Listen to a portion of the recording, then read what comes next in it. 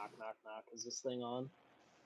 I'll get my computer pulled up for the live chat because uh, it's hard to read on the phone screen that far away. So anyway, good evening, everybody. Thanks for checking in with us on another Monday night. Just general shenanigans show, like always. Totally scripted, the entire thing, all 2 hours. Yeah, we got teleprompters and everything.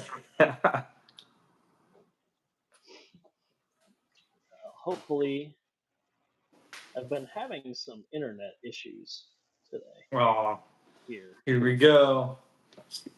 My phone is on cellular, not Wi-Fi, so hopefully my computer can keep up with things. Like there was a point today where like my computer wouldn't even, or my iPad wouldn't even play Pandora because the internet was so shitty. Probably because Pandora got so old that they turned it off. It's all that iPad does is listen to Pandora. That's all it does is play Pandora. It's been playing Pandora. What's my purpose? Yeah, play Pandora. It's the original iPad, and all it's ever done is Pandora, basically. Oh, sad existence. Like, the original iPad isn't worth a damn thing to do anything other than Pandora. Team Garage Hack, thank you, sir. Hey, what's up, actually, Chris? Sir, are the very first super chat we've ever had. So thank you for that. Speaking of, we definitely appreciate that. Did that man ever get his truck back? No, but he did send me his address today. It is already boxed up and labeled, and it will be leaving tomorrow. The super chat is actually for the shipping. For the shipping label, yeah. Yeah. So. Thank Colin, Josh, everyone's in here. Yeah, everybody's in here already. Welcome. So we were not here last week. Last week was a whole shenanigan around here for me. My wife was gone. She was in Vegas for SEMA and Apex for work. So I had daddy duties plus Halloween plus parent-teacher conferences, and it was just I don't want to be a single dad. Just throwing it out there. A father. Yeah. So I was glad that my wife came home. Her flights went from Vegas to Dallas, and then from Dallas back to South Bend. And her flight from Dallas to South Bend got delayed 3 hours, so she didn't end up getting home until after 1 a.m. or landing in South Bend until after 1 a.m. So it was a long night because I had to go get her from the airport. But everything's back to normal now. Team Garage Hack again, the first of many things. Thank you again, sir. We appreciate it, Chris. Yeah. Last Monday, we were not on live, but we did release the high-low 6x6. There's still, I think, a couple on the site. So if somebody's looking for a high-low 6x6, there's a couple of those on the site. I do have one right here. Yeah. It's a beast. I'm looking forward to these builds. I've been seeing quite a few like Unimogs making their way out of the woodworks. I'd love to see the Unimog. Yeah. The other thing that we did do last week was I dropped skid plates on the website. A V2 of the Pro Skid. The original Pro Skid has these like taller wings on the side. The center is narrower than the outsides are. And it's not an issue normally, but on the 2023 high-low, the back of the skid hung behind the back of the chassis a little bit.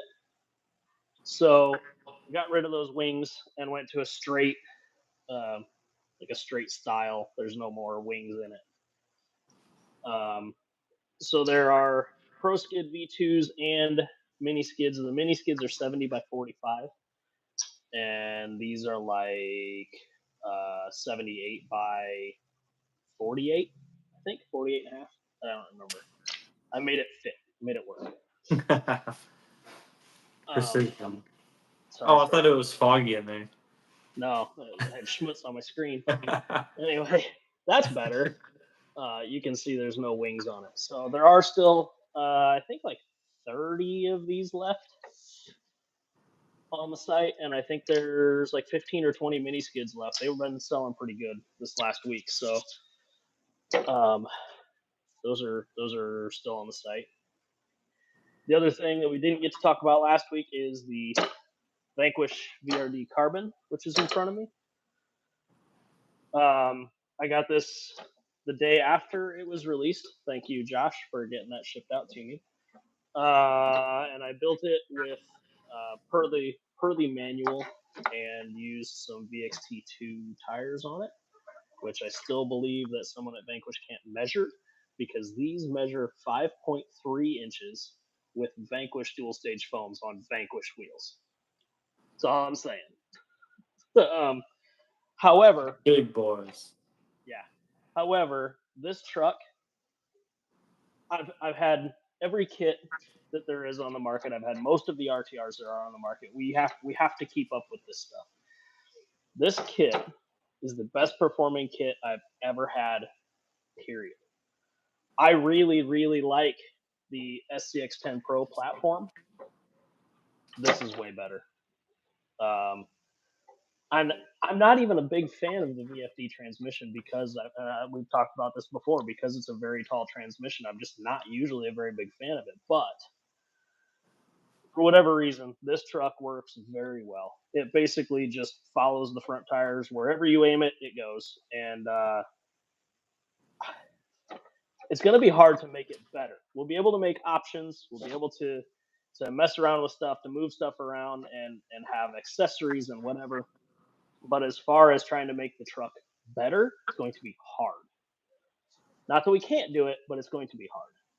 So with that build, are there any brass? You got any wheel weights, anything, or is that just? This truck is per the manual, box stock, with the included knuckle weights, with Vanquish tires, Vanquish wheels.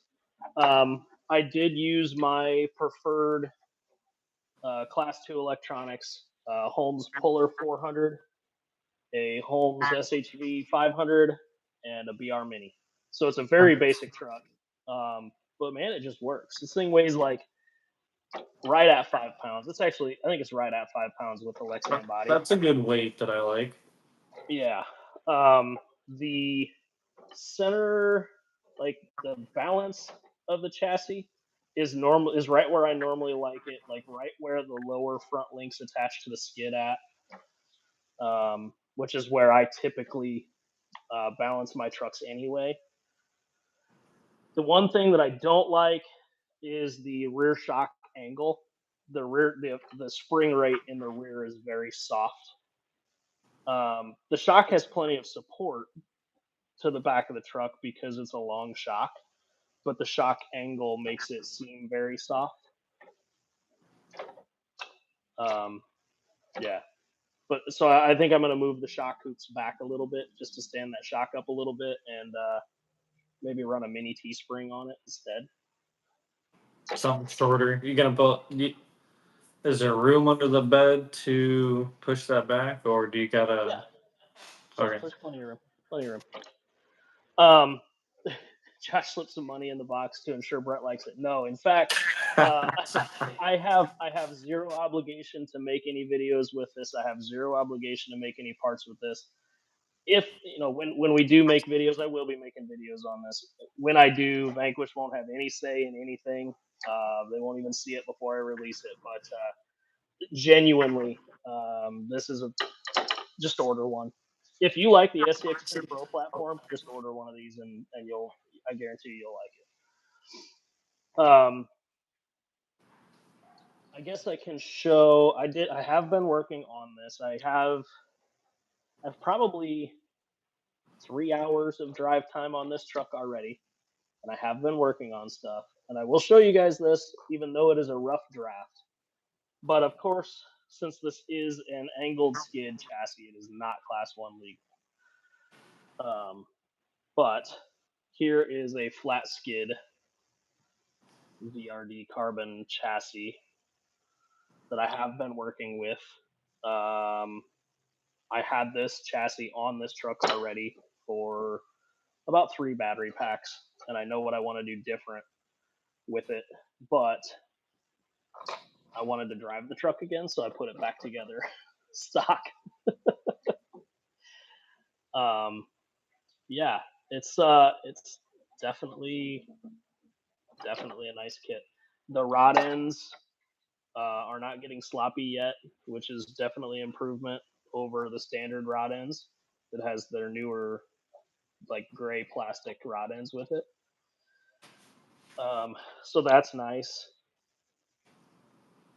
The shocks are one shock is leaking. I was about to say the shocks are not. I was about to say the shocks are not leaking. One shock is leaking. It could just be. It could be. They're sweating. They're sweating shock performance. Yeah, it could just be from when I assembled them because I did like the way I typically assemble a shock when the lower cartridge is already assembled like this is I'll put some grease in the on the shock shaft itself on the threads, and then I will dab some shock oil into the shock and let it like drizzle out so the O-rings get some oil on them before you slide the shock shaft through. So it could just be extra shit. I haven't noticed a puddle underneath it, and it's like the axle isn't wet, so. Eh. Did you side by side compare, or do you just have an area and lines that you test for with truck comparisons? Yeah, I have a very limited amount of area around here to drive, and so it's basically just driving on the same lines. And from like 45 seconds into driving this truck, I took it straight to like the hardest lines in this area, and within like 45 seconds, I audibly said, "Damn!" like, it was my first time running the VXT2s, which I got from Tim TRD Adventures. He lent these to me, but I ordered the Vanquish foams or the Vanquish wheels. But to make me literally audibly say, "Damn," it's a solid truck. It really is. Adam Wilby's in here. What's up, party people? Best way to kill a Monday night. I agree. I could never get those shocks to not leak. This is the first one that potentially could be leaking for me. A lot of it has to do with how you assemble the shock. The SCX10 Pro shocks, if you leave the lower cap completely unscrewed before you put the shock shaft through and then tighten it back up, it'll pinch those O-rings in there after you have the shock shaft through, and I've never had one of those leak. But this, it's hard to. I'm gonna clean it off. I'm gonna clean it off and see. We'll check back next Monday to see if it actually is leaking or not, because I don't know that it actually is. But chassis mounts different for servo and axle and flat rail. There's 4 holes that they use for chassis mounted servo on this. They don't actually have a chassis mounted servo option yet, but there are 3 holes on the side of the rails here that you can use the Vanquish, the VS410 Origin dual servo mount in, and the Vanquish Panhard mount. So they have parts that would work if they were in stock, but they're not. Yeah, you were teasing me with videos while mine was out for delivery. I have more videos to tease you with if you'd like. Tim, I know you building yours. Do you have it built already, and have you driven it yet? Because I am curious to hear what everybody else thinks about it, because I do like this truck a lot. So I am really curious to hear what other people have to say about it. So overall, pretty good, considering front rear portals, and 5-inch tires. Yes, and however, I am running axle mounted servo and a Lexan body, which I don't typically do. You gonna swap bodies tonight? No, but I did buy. Hang on. Are you looking for that DSM? Yes, I I have know it he's right got here. one. I know he's Yeah, got I actually have two. I have one right here in this TGH Titan package, but I didn't feel like cutting the packaging open yet. But I have one here. Pull it off the bug. Good. So I have the J Concepts creep body that I chopped up and shortened the rear bed, and I just bolted it back together. Okay. But I also ordered the cab only version of the creep and the Proline comp wagon. I was gonna So say that you're we just could, full on creep. yeah, You're creepy. so that we could do cab only sliders and narrower sliders. Anyway, TGH DSM lettering towards the back.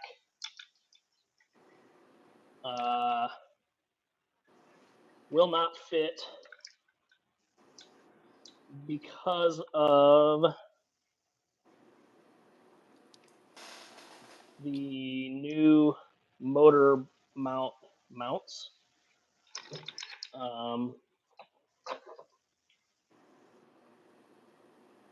The panhard mount hole spacing is correct on the TGH DSM, so that would fit.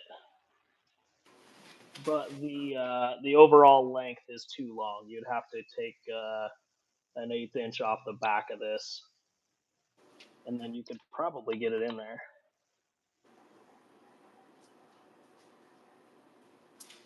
Who's this intruder? I can pull the front bumper off this real quick.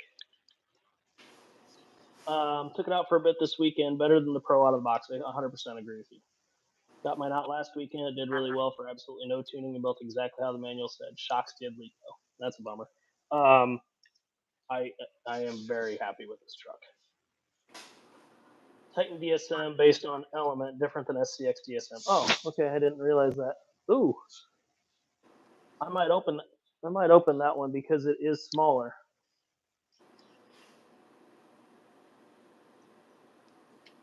I'm just glad I just get to watch. Yeah, you're just here. You can speak up at any time. You're doing great. You're doing fantastic. So you're coming up here soon-ish. Yes, Thanksgiving week. So hopefully you didn't want to take that Thanksgiving week live stream off because I'll be in town. So I think I'll maybe widen that camera angle you got there and join you. Yeah, we'll move it around. We can make it happen. Chris, Or we'll do the same thing, but I'll put my phone next to you, or we'll do it. We'll play Battleship. I'll be on the other side of the table. And you can sit in the front of the shop on the couch. Yeah, and I'll yeah. stay back here. Or I'll sit on top of the CNC lathe right there. Yeah. So Chris, yeah, I can't slide the standard dual servo mount rearward enough. It's probably 2 to 3 millimeters, probably 2 millimeters that it needs to go rearward. But also, you would not be able to use the factory front bumper. But I don't believe that to be an issue because there are so many aftermarket bumpers. This dual servo mount is 67 millimeters, and this appears to be 70 width. So it's a couple millimeters too narrow, but if you took out, I've got this front standoff in here in the chassis. If you took this out, you could pinch these rails down and it wouldn't be an issue. They're mounted on a single screw to the motor mount, so you could, in theory, just like rotate those motor mount tabs inward as you pinch the front of the rails down, so it shouldn't be an issue.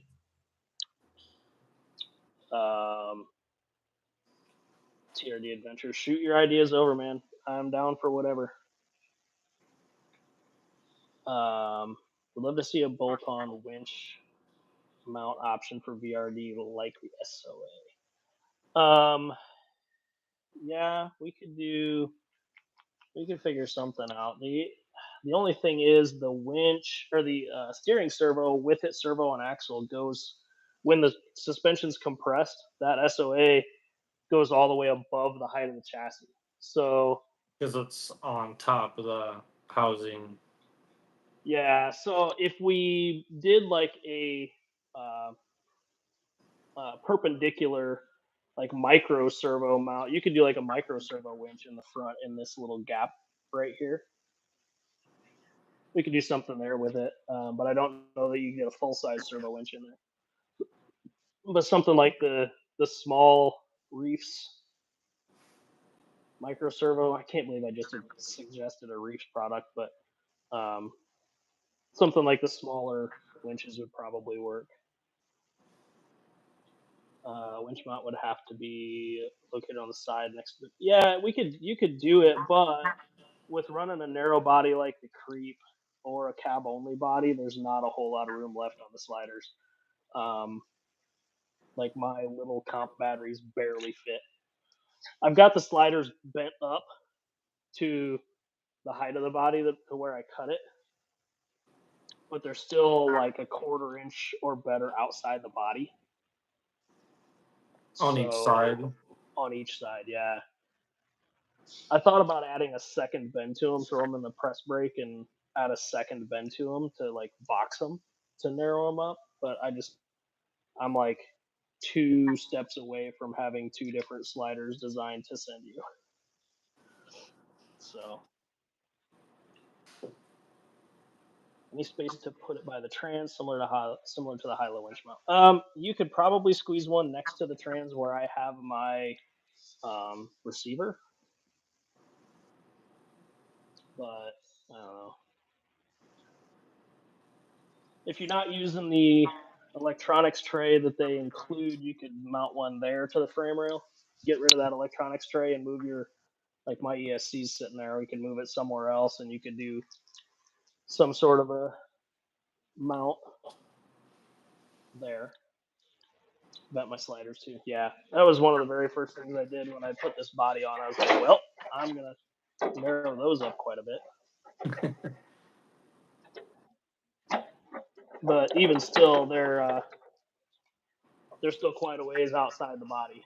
Oh yeah. But I mean, they're probably only less than a quarter inch outside the front fender flares. Yeah. But the flares are a quarter inch outside the body too. So, and the sliders are straight to the chassis, and the body is not straight. So, yeah. I think I have an extra high-low winch mount I can try. I mean, yeah, you just drill in holes, so I'm sure you figure it out. Oh, if custom's an option, anything's possible. Yeah. But yeah, again, thanks Josh for getting this sent out. I can't wait to really keep cracking on stuff because I really do like the platform. That's one of the things, man. A lot of these platforms, they're just kind of meh. So it's hard for me to, if I don't fall in love with the platform, it's hard for me to design solid products for the platform because I feel like I'm throwing good time over bad. But this truck I don't feel that way about. So. Like the Axial C1 or whatever, the Axial Pro. As soon as I saw the steel tubes with the plastic, I was like, man, I mean, you kind of went with it, but I mean, you've had your issues. Some of these kits, I think, are trying a bit too hard, and you sacrifice durability. One of the main reasons I sold both my SCX10 Pros was because I had the axle tubes wobbling around and trying to come out of the truck every time I drove it. I already am a fan of the F10 portals. I run them in my Class 1 truck. You get tons of steering out of them. So before, like, I'm in bag A, right, building the front axle. It's like step one, bag one, step one. I already went to the grinder and ground the steering Yeah. stops off of it. Like, I pulled a brand new housing out of the bag and went straight to the grinder. Like, Yeah. but otherwise, it's built 100% per the manual. So even like the shock mounting locations and the body mount locations, like all of it is per the manual. So Yeah. Um, yeah, I pretty much build all my trucks from scratch. I don't recall the last time I've actually bought a whole inbox kit because of those facts. But I think this one, I think I might get one of those and build it up finally. it's definitely worth it. Um, Even just to have a trail truck run around. Before we get too far, I saw a comment from Tim, and I know Zach is in here. So Zach did very, very well at Tennessee State Championships, and Tim TRD Adventures did very well in Kansas at their year-end deal. So congratulations to both of you guys taking home a bunch of money. Money payouts, nice. Yeah, cash payouts. So it's definitely cool to see that. We definitely appreciate you guys that can drive the wheels off these things, because there's a lot of times I can't. Like, I'll have a perfect course. Like Chris, Team Garage Hack was he was my stick man at Crawlapalooza, and Chris, I think I had a perfect score going to that one bonus gate. I'm pretty sure that was a perfect run until that point. Um, and then that was the only course of 2 whole days where I, like, my brain just was with the truck. However, I stand firm in this statement that if I had this truck with this body at Crawlapalooza, I would have done a million times better than taking my pointed out Sorka hard body class 2 truck to a Lexan body fight. That I just, I build my trucks the same way every year to Sorka rules, and then when you take them to a comp that doesn't run Sorka rules, and you can get away with a lot more performance, Yeah. kind of at a disadvantage. So next year I will be taking a Lexan body, sticky tired, all the steering type rig to Crawlapalooza.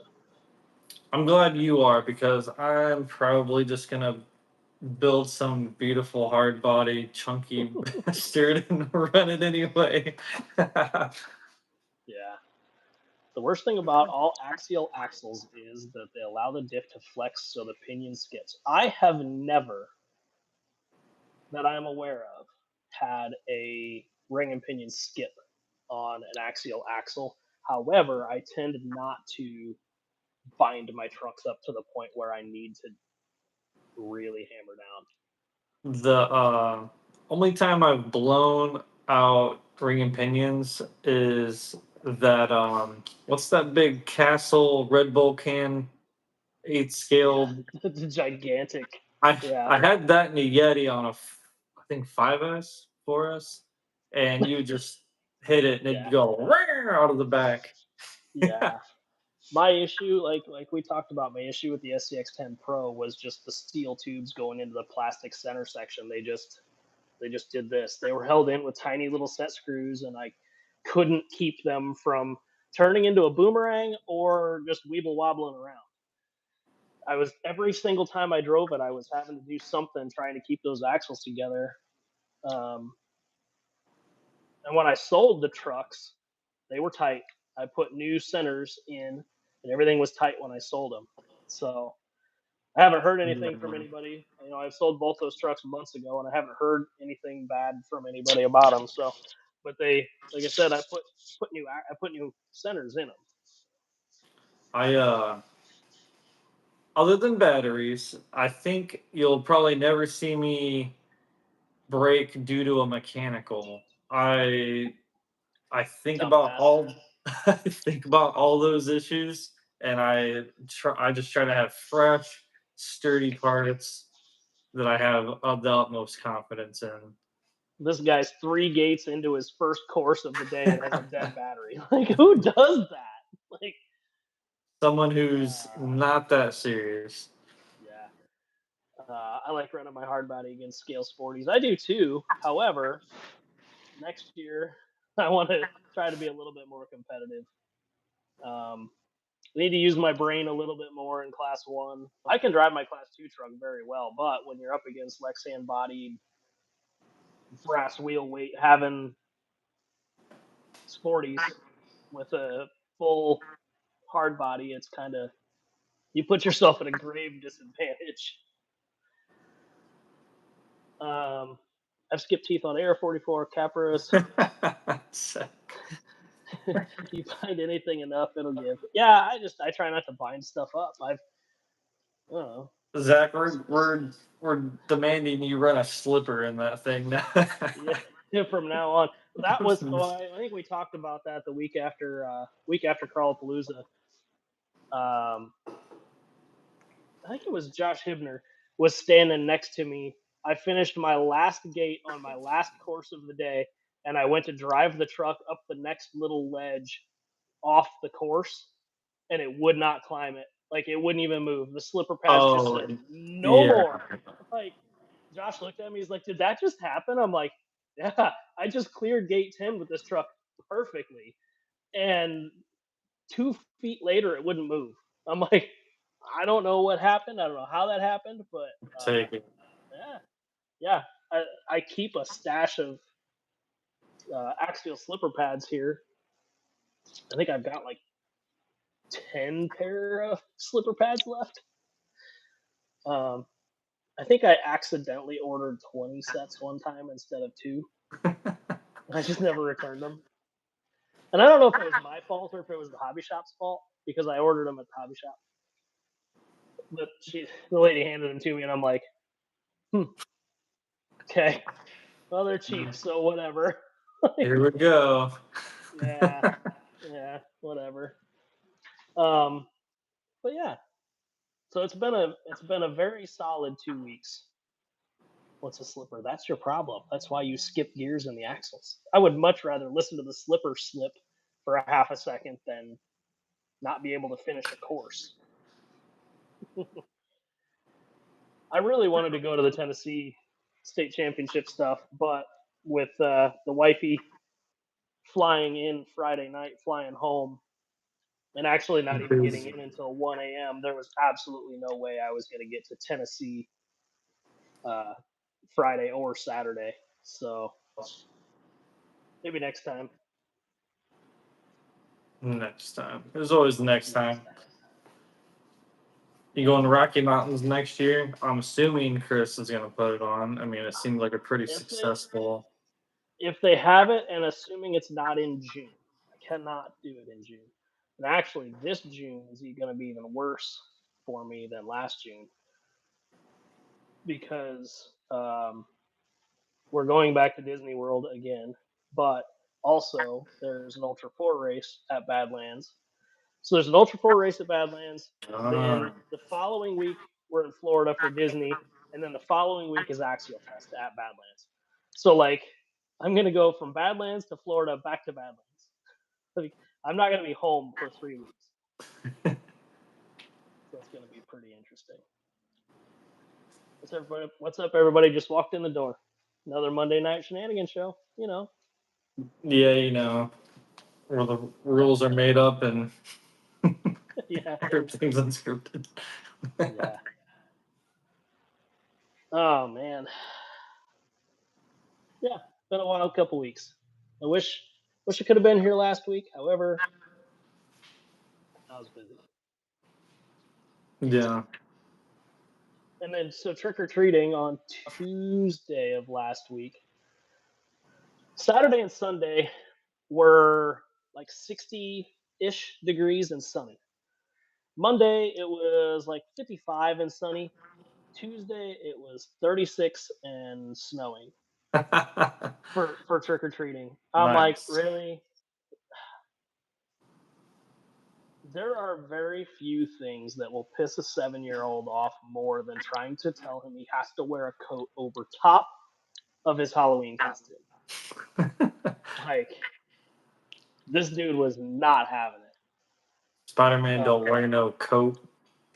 Yeah, he was Son from Five Nights at Freddy's. I've never seen it. I don't know what the fuck Son is, but I'm just he was gonna Son. nod, yeah. I don't know. He had these big, giant, like mechanical hand things. He couldn't even hold his Oh. candy bucket or pick up candy out of the candy buckets.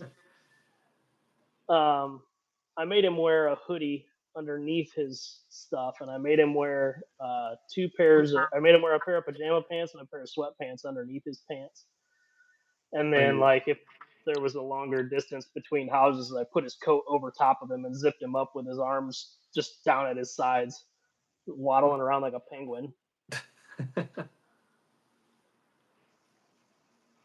The only disc skipping I've had was due to bearings being bad. Yeah, and people used to do bushings instead of bearings because the bearings were junk. Just terrible sizes is what it was. The size of the Very bearing couldn't small. handle. Yeah, Yeah. size of the bearing couldn't handle the torque, so people were putting bushings in instead. With Harley bailing on us on Friday nights and Brazen busy, I've been having content withdrawals. Well, Oh you no. know, I don't typically get to check in with Harley stuff on Friday nights. Occasionally I do for half hour or so at a time if I have a chance, but I'm usually busy on Friday evenings. So I try my best to check in every Wednesday night though, and I definitely watch the Scale News on Tuesday mornings while I poop. Oh, definitely. What else? Just the right time of morning. It's the perfect length video too. You're like, oh, 9 minutes, 7 minutes, perfect. Works out great. Works out great.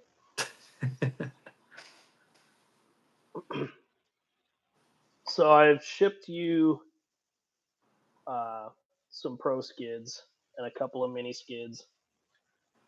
However, tomorrow is a holiday, so I doubt that they will be uh, arriving to you before like Friday or Saturday if I had to bet. But yeah, they're on their way. I do need Cool. from you some more of these. The Okay. like front tray things. I have The two. carbon seems to be quite popular. I have two of them, but I think they're both sold. So I think of all the little stuff I have to drill and tap, I hate those. you can just send them to me. I'll tap them. It's not a big deal. Just Aren't making sure your there's legs don't go to sleep. That's perfect length video so your legs don't fall asleep on the camera. Yeah, that works.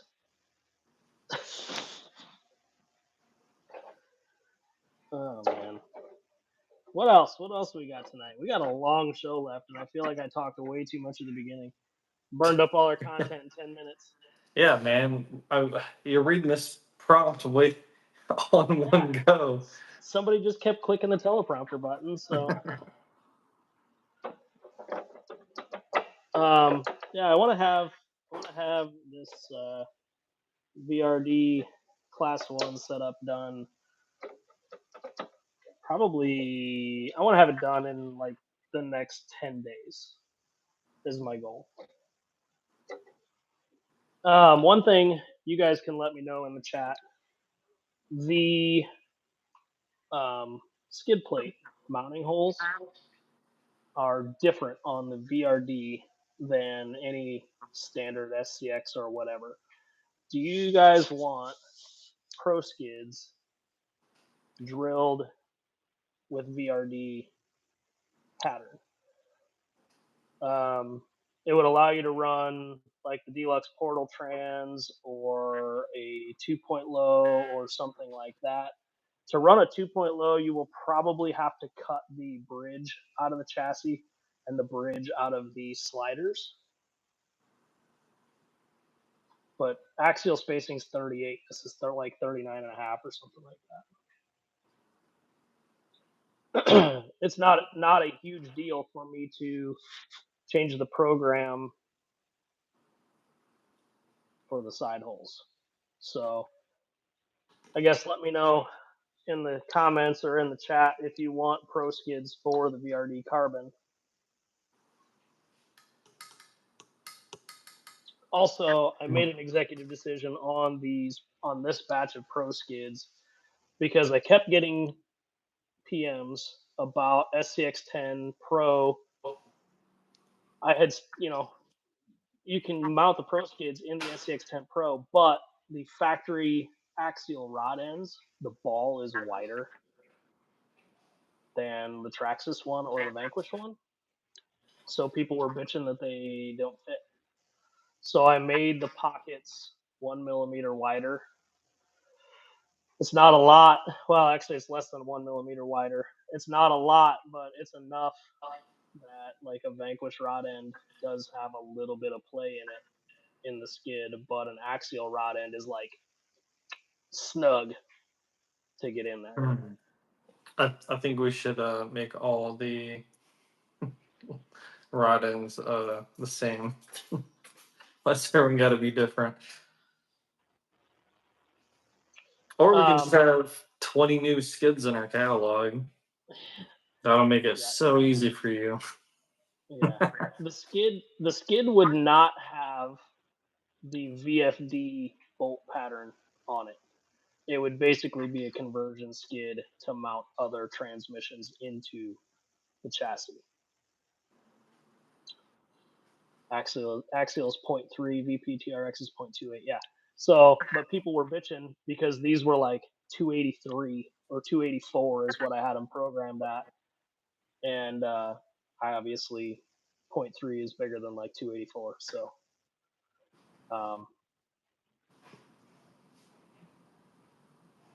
they changed to wider back in the day. Yeah, I remember the 10.2 when the 10.2 kit first came out, the Cherokee kit, the rod ends were wider, and I had issues with the Toizuki skids not fitting. I had to like file down the Toizuki skids to make them fit too.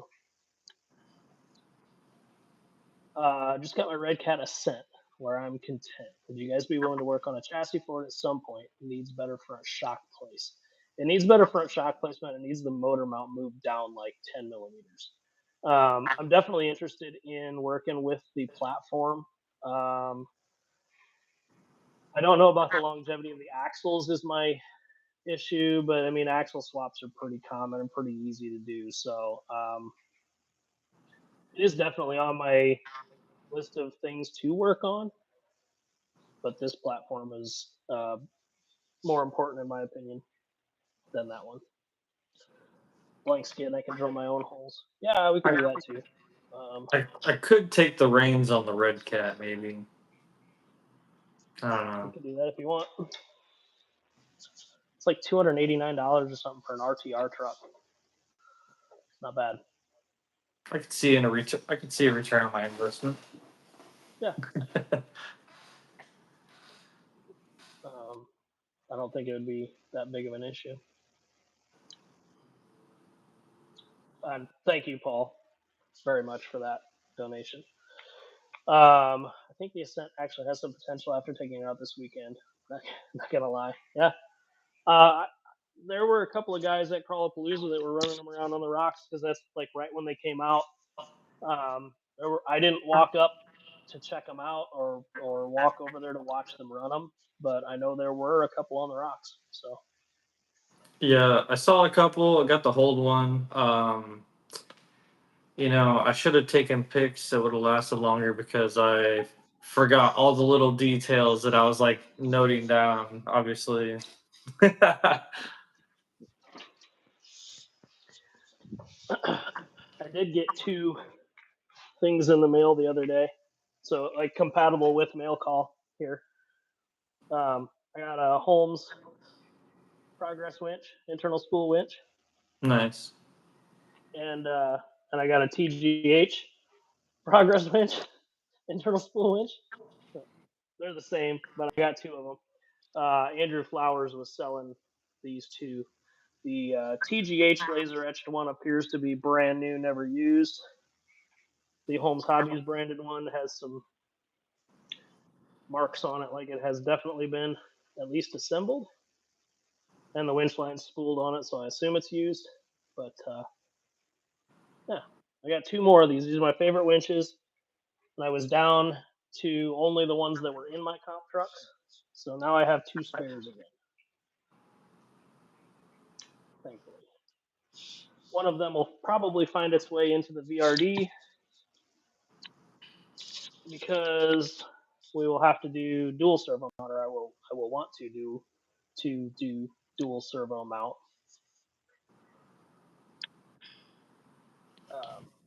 I'm over here hurting stuff. I Don't was gonna mind say me. I just saw shit go across the screen. I'm like, what the heck was that? I don't know how he did that. I have Anyway, the pop yeah. out chat on my Surface. Oh, gotcha. Hopefully Holmes releases something new internal spool. That'd be nice. I much prefer internal spool over external. They're much easier to package, Easier to and package. they I don't good. the line doesn't come off the spool nearly as often. Yeah, They do that's still backfeed on themselves every now and then, but it doesn't come off the side of the spool and wrap itself up on the bottom side of the spool and jam. yeah. At Rocky Mountain, I had this servo winch external spool on 4S. I could not keep up with the tension. It was too fast. Yeah, Whereas at Carlpalooza, of course, I'm running 3S, near lipo cutoff. Um, but I was able to manage tension on that line to keep it from coming off. So, yeah, well, you don't have to worry about that with the internal stuff. But you do need right. some tension, otherwise, like you said, it will loop around and then catch on. So Yeah, and it that does. that did happen on my Class 1 truck at Carlapalooza one time. I was spooling out and I was in a hurry, not paying that much attention, paying more attention to where the winch stick was at than what Yeah. I was doing with the truck, and it back spooled on itself and moved the truck, which is a, a penalty. So, and Yeah. then I got back in the exact same spot in the exact same scenario when I came back through the same gate. Dang it. I'm like, really? Didn't learn my lesson the first time, but whatever. I ran my Red Cat hard this past weekend and it did All surprisingly pets. well. Ended up ripping the link mounts off the axle, chasing a No. couple full blown comp trucks. No. I'm trying to remember how. I think I have a set of the Gen 2 portal axles from Red Cat in a bin. I'm trying to remember how they mount. Don't they bolt on like the AR-44s do? I'm hoping Holmes comes back to market with some steering servos soon. I still run the SHV 500 and 650s. I tried the 800s. Let's try. I think I have a one. That's a 500 V3. This is a 650. I think I have one SHV 800 and something, but got everything to keep the winches alive. Nice. Thanks I again, have Chris. yeah, I have some stuff in the works for your stuff, Chris. I was working on that stuff today. They bolt on with a couple screws. I thought they were bolt on mounts, but I'm positive you can't get them separately right now.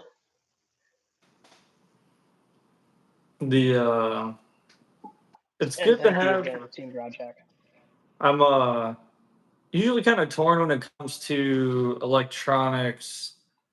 Because I have a couple friends, like I have Gary from 110th, and he's dabbling in some, his own electronic. He's got servos that I've had pretty good luck with.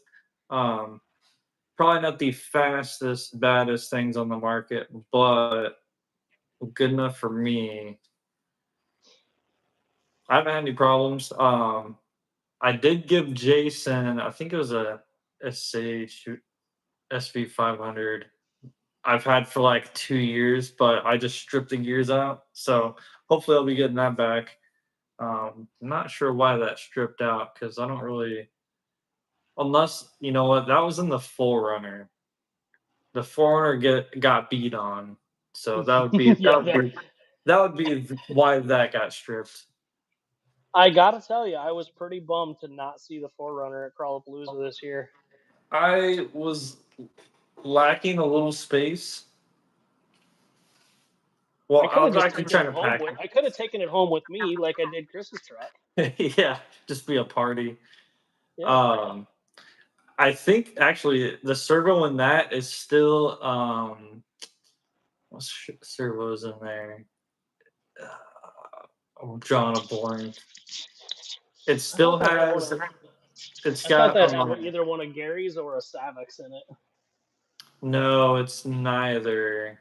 Um, One of the ones from Tim Thompson, but Oh, it's the ProTech 170 TBL probably, is there a or a 370? 370. Yeah, Yeah, it's a all right. 170 and a 370. I think I got the 370, and it's stuck on like a thermal, um, a thermal mode because it just beeps like a car alarm. Hmm. I've Um, never had an issue with my 170s. I it really like that servo too. hasn't lost any function. It just beeps like a car alarm, which now it's kind of cool. Whatever, I don't really care. I typically run the 800 on 3S. I just seem to have less weird electrical issues on 4S. I don't even. The only reason I own a 3S battery anymore, and it's just recently, is the Fordyce. Um, running the Fordyce RTR won't live long on 4S. So I had to buy more 3S batteries to be able to run the Fordyce, which You could send those my way when you decide you don't want them.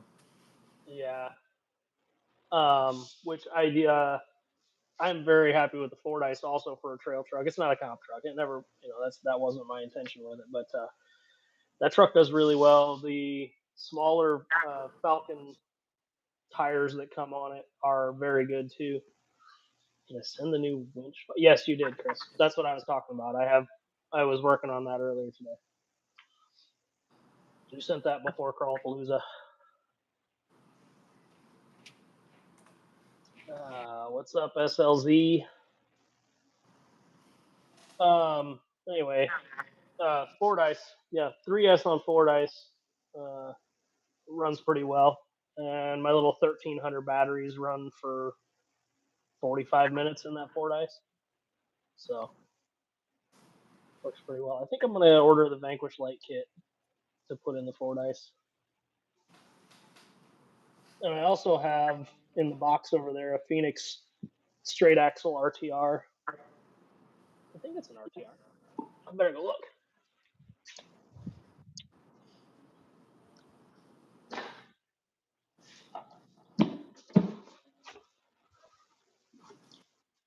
Have this. It's new in box still. Just send it here. I'll find something to do with that. That's Hibby's. Oh, like he needs another. Yeah. He's not gonna miss it for a little while anyway. So I've got a pile of Vanquish boxes behind me. There's that one I just showed, the uh, VRD carbon box and the box that came in, the Fordyce box and the box that came in, the box for the wheels and foams. And I think that's it. So there's like five. like 6 or 7 Vanquish boxes behind me, like just out of camera. So Josh did send money then. Not quite. Hey, tell Not them quite. how many Vanquish trucks you have. Yes. Everything was paid for with real monies except the kit, which again I'm very, very, very thankful for. Josh took money. I took money, yeah. It was a bribe to get it. Which I don't know if I even mentioned to you, Josh, or not, but this is the first time that any manufacturer has ever provided anything to us, and I'm very grateful for that. Very, very grateful. Thank you again. And that's part of the reason why I'm kind of in the hustle mode for this too, because it's worth it for one because it's a good platform, but also I am grateful for it. So Yeah. but the nice thing is I can say whatever I want about it. I don't have to be nice about it. That wasn't in any disclosure that I had to be nice. I can say things like shit or balls, and Vanquish can't tell me not to. It's gonna be a negative chat. Yes, Negative yeah. $4.99. No, not even a little bit. Can you I wanna get the request money VRD on this? yeah. I want to get the VRD for my class too. It's a great start. Great start. Um, you'll have to do some things to it to make it like a Sorka class 2, but Fordyce is bad to the bone. I agree. Fordyce is a fantastic truck for goofing off with. I would never put it in a comp as it sits. Just, if it wasn't a Sorka comp, maybe. But the trail or the truck? What do you mean?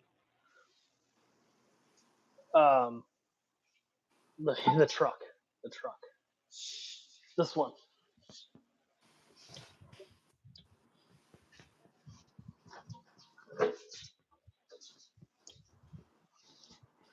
Which I gotta say, Schumann drove this last at Crawlapalooza, and the last time I let somebody drive, there's still a battery in it. Last time I let someone drive my truck at Crawlapalooza, they came back broken. However, this truck did not come back broken, so thank you, Chris, for not destroying my truck. There are quite a few new scratches on it. Not that I'm upset about that because I was scratching it up too.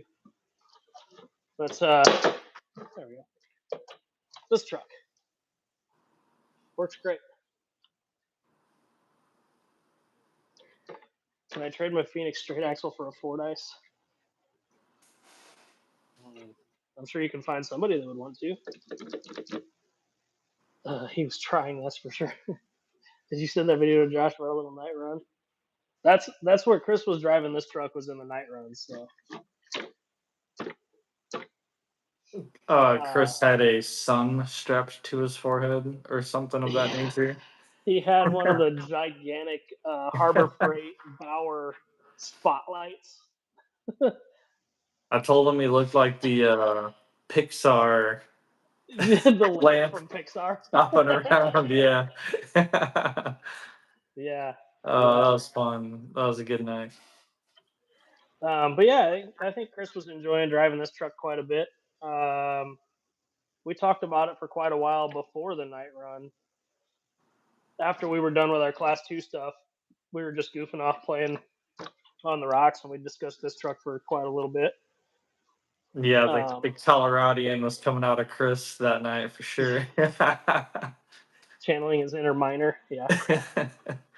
Yeah, it was just without the helmet. He probably needed a helmet, but on those rocks, a helmet would have been preferred. Yeah. Seen where Key City Hobby was doing a Red Cat Descent only comp, only allowing tuning changes. I really like the idea. It makes it a true driver's comp. So I I didn't know. I didn't. Pay, I don't pay a whole lot of attention to Key City, if I'm honest. However, Crawler Canyon in Illinois does a stock class, like a rental class, where they have element trucks. They're all exactly the same, and they're turned in every day. You pick the truck up from the counter at the beginning of the night, and you bring the truck back to the counter at the end of the night, and you're responsible for any damages. You know, they'll repair the truck. I believe they repair the truck, but you're responsible for any damages. But that way they can manage and make sure that every single truck is identical. You know, same electronics, same shock tuning, same everything. Um, which is kind of a cool idea in itself too. So I assume that's what Key City is kind of going along, but they're allowing some modification stuff. So it's a good idea. Yeah, no, that has its pros and cons, but it'd be fun every now and then. But well, to do that all the time, I get kind of boring.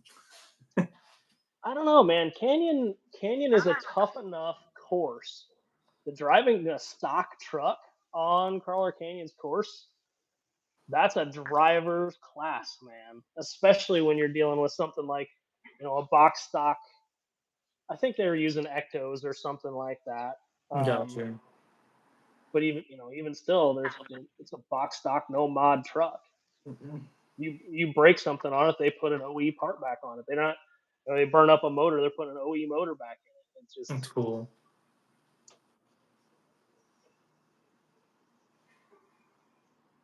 You didn't send it yet? I thought you did send the latest. Drove the brakes off that beast. Yeah, you did. But I mean, it's still in good shape. The interesting one thing I find interesting now that I'm sitting here looking at this truck, this Ford Ice probably has 3x the drive time on it that the VRD Carbon has.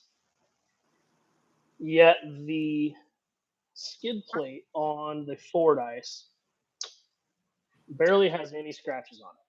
So if you look at the skid plate, there's very few scratches on that skid plate.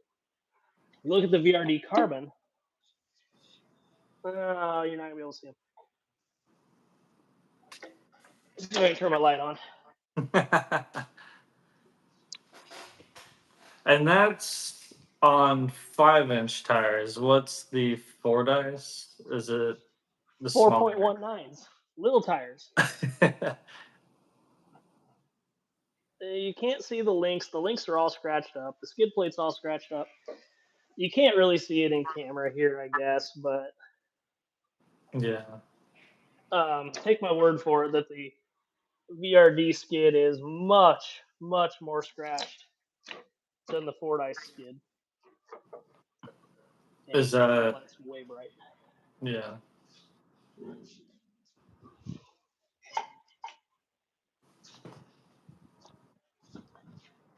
Okay.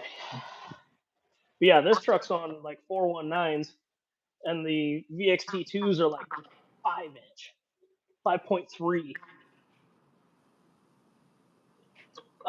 So it's interesting that it's that much more scratched up. The axles have about the same amount of shenanigan going on.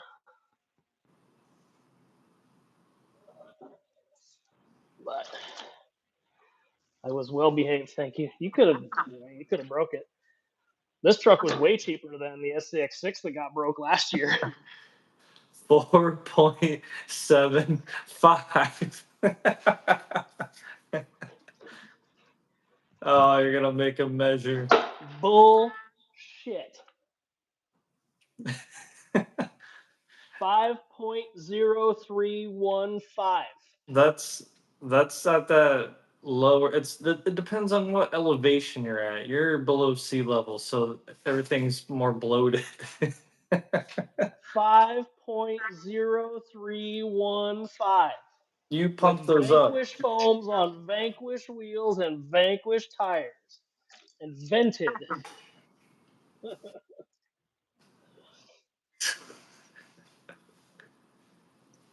Gigantic tires. I'm not complaining. However, they are not 4.75. A quarter inch is a quarter inch. Yes. The Falcons. Those are 4.75, 4.19s. Box stock. 4.3. 4.65 tires. They say 4.65 on the side. Oh. Sorry. Measure.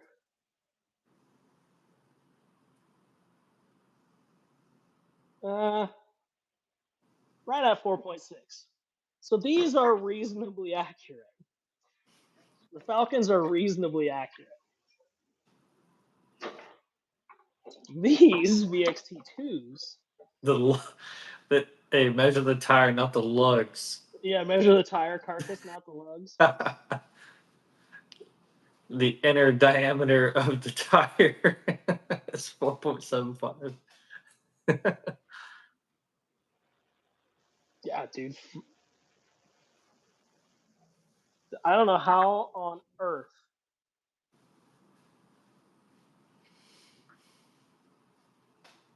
This one measures. I'm trying to like just fuzz the lugs here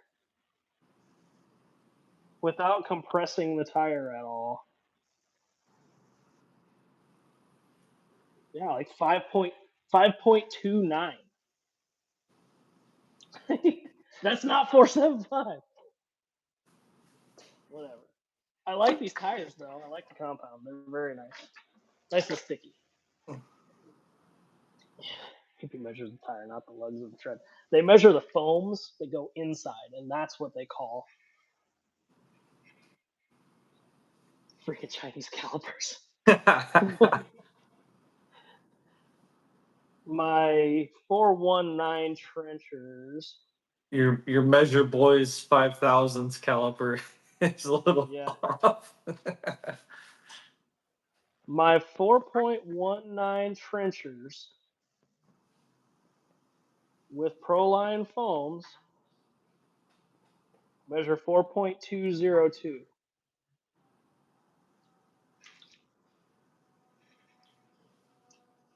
Roll over. You know, I'm not saying that these calipers are the most accurate thing in the world. However, and you're trying to measure a rubber tire. But pretty far cry from 4.75. You guys' tires are gonna get the band hammer before you know it. Use the circle maker to measure.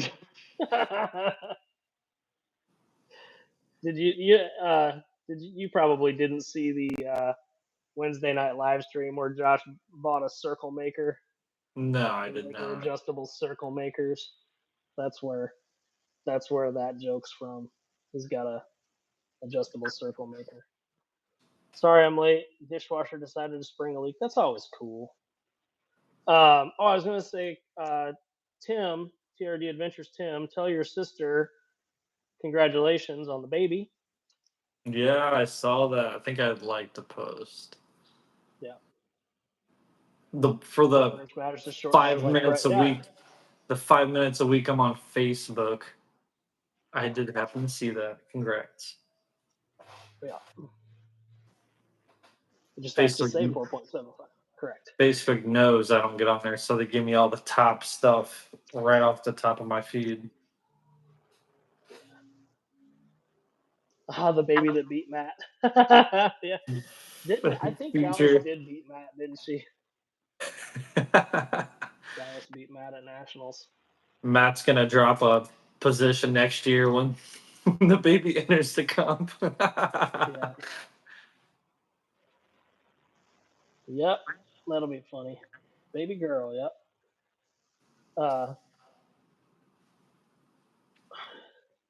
Harbor Freight Chinese attack. Yeah. No, these. Okay, so these calipers are not the most expensive calipers. They're Fowler calipers, but I will never use Harbor Freight calipers. I have a set of them in the passenger front door pocket of my truck in case you break down on the side of the highway and need to measure something with calipers. But they're used more for vice grip or plier action than calipers. But these these calipers are pretty handy. I use them I for pretty got much everything. I ordered a set of Matco calipers, and they just so happen to look just like the Harbor Freight ones. Rubbish. I was like, Yes, these two are the same, except this one has a sticker on it.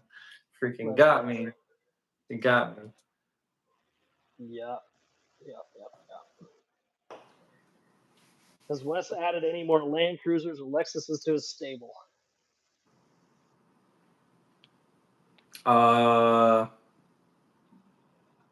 10 scale, I assume. Just the one. Just the one new. The skinny boy cruiser. Also, Checkered, I did see your comment earlier. This is actually from that Blockbuster in Oregon.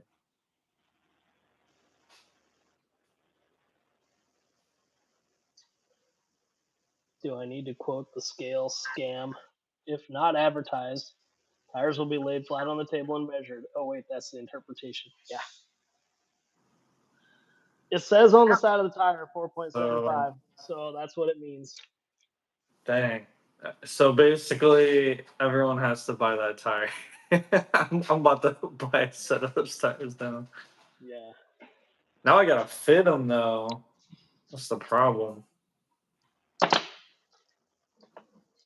Not everyone likes the creep bodies. Yeah. I have to So go I've got a skinnier set. on the 80 body now. Take I've another got a half set of inch. 419 landmines, not mounted on a wheel. Not accurate. These have, I think I put 4.25-inch crawler innovations foams in these 419s because they measure 4.3, not mounted on a wheel. I was trying to think of ways to get around rules for a little while, but when you start running a tire this tall in class 1, you really start getting into the bumper quite a bit. And that was the issue I was having with these. I actually ripped one of them. I don't think it's this one. Ripped one of them on the corner of the front bumper. Checkered. No, I just have the Lexus now. Also, I upon leaving Crawlapalooza, Brett, did I tell you about this? I When you decided to got take lost?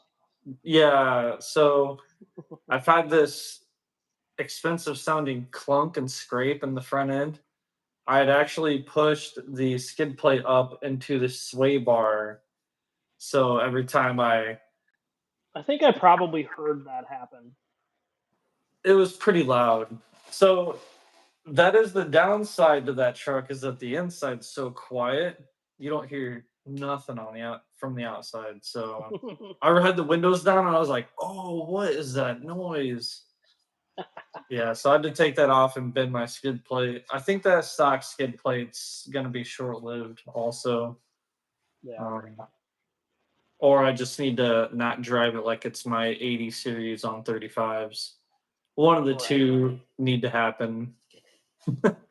Yeah. I wish Captain T was my uncle. Captain T. Send all your fines and DQ disputes to Harley Designs at Vanquish, and he will argue on your behalf that the tire is legal. Perfect. He'll send you a 10% off your next purchase coupon and a sad face. Sorry about that. Here's 10% Yeah. off your next purchase. Based on just tire size, is there a situation where not running VXT2 tires would be beneficial in comping? Yes, actually, at Crawlapalooza, there was a couple of bonus gates. One in particular, bonus gate, and one or two regular gates that you had to drive underneath an overhang that had hang downs that people's tires were getting hung up on the overhangs.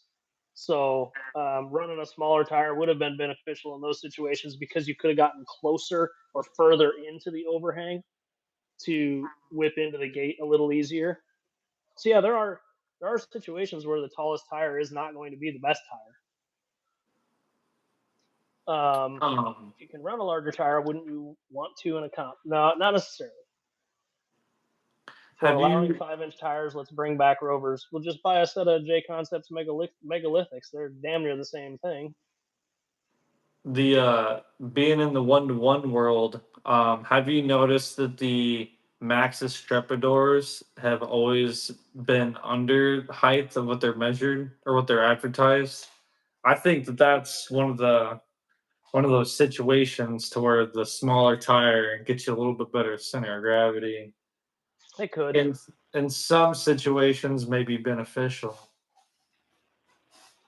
I do love to argue. Perfect. I'll send all my disputes to you. Now, I don't think there will be any disputes. It is what it is. But I mean, realistically, even if the tire did measure 4.75, you could stuff a 5-inch foam inside of it, or 3D print a 5-inch anti-foam or whatever, and stuff a 5-inch foam inside of them and have them measure physically larger than 4.75. I just find it humorous that I'm using a Vanquish tire and a Vanquish foam and a Vanquish wheel, and it doesn't measure as advertised. Not that I'm not upset about it at all. It's kind of funny.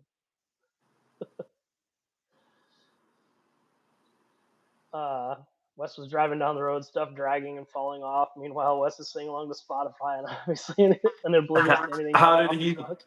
Wow, it's like you literally saw me leave Crawlapalooza. Yeah. Why am I getting 2 miles to the gallon better fuel economy?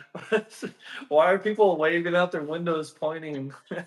Hi, see you later. Bend rules. Yep. Good times. Can we get a 4.3125 tire labeled 419? All you need is a J Concepts landmine with a 4.25 tire in it, or a 4.25 foam in it. They're already made. Yeah, they're already made.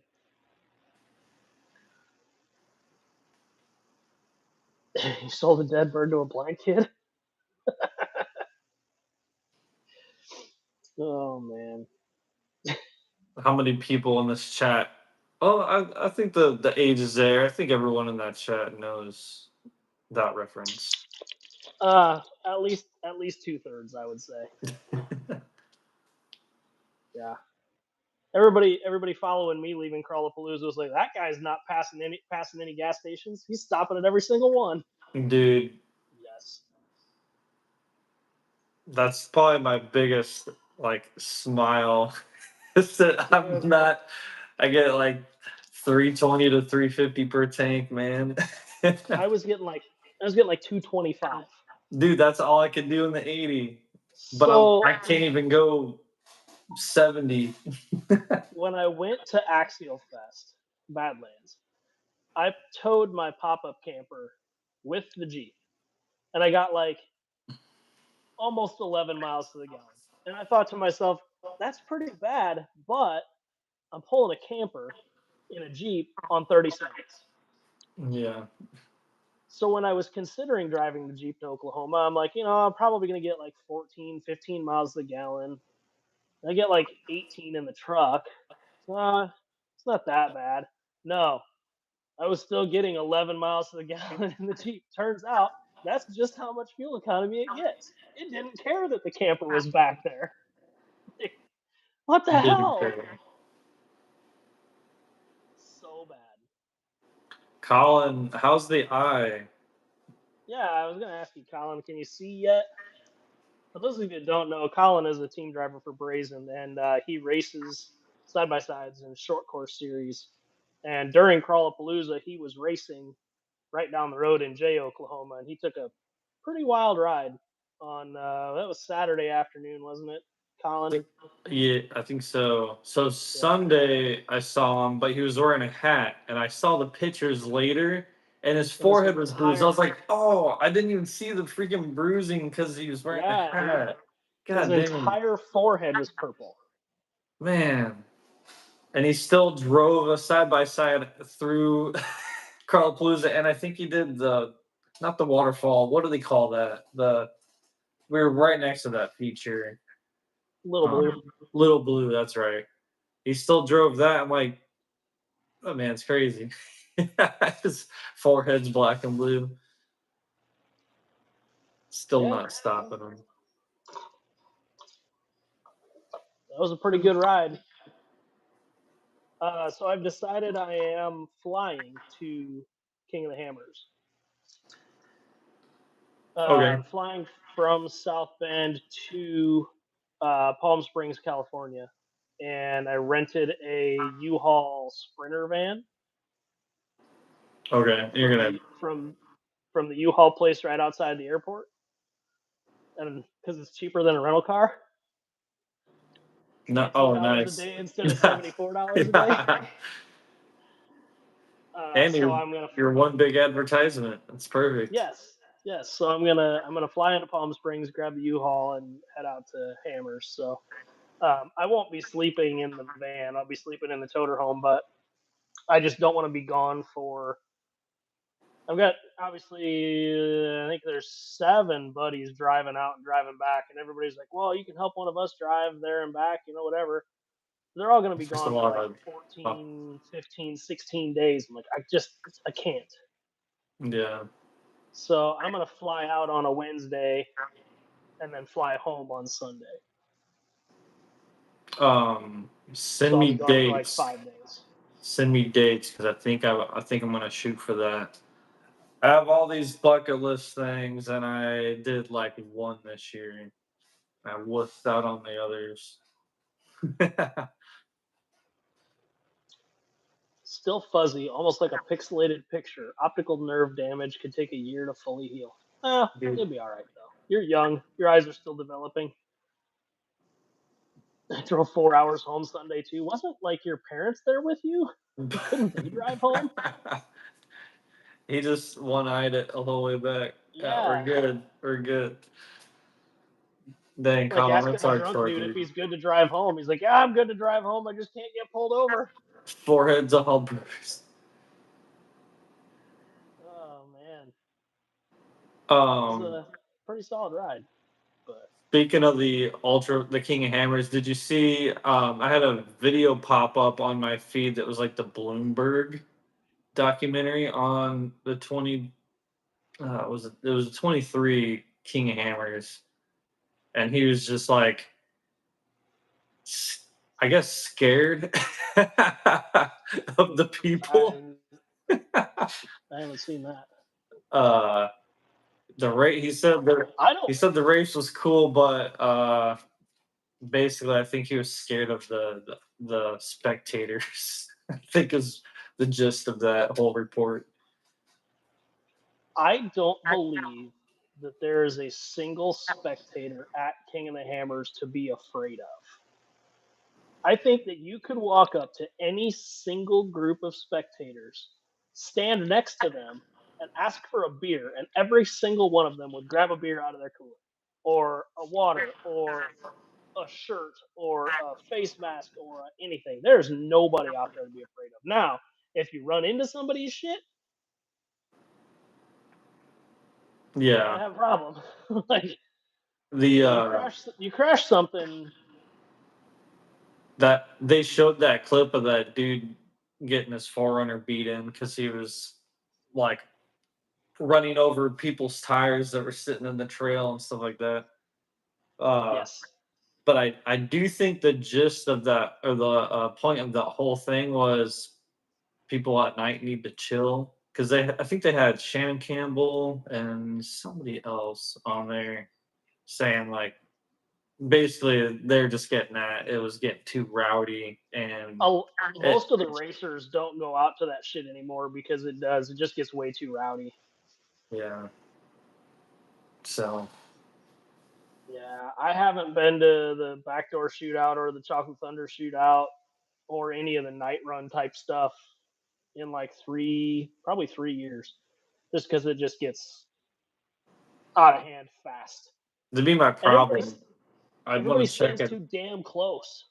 Yeah, Like, I'd want to check it out, but I'm not driving my truck anywhere near that yeah, pit. people. Well, you can park a little Way ways far. down, Yeah. but people get way too damn close, and then you accidentally hit somebody because you're trying to climb a nasty obstacle. Backdoor is no small obstacle. Yeah.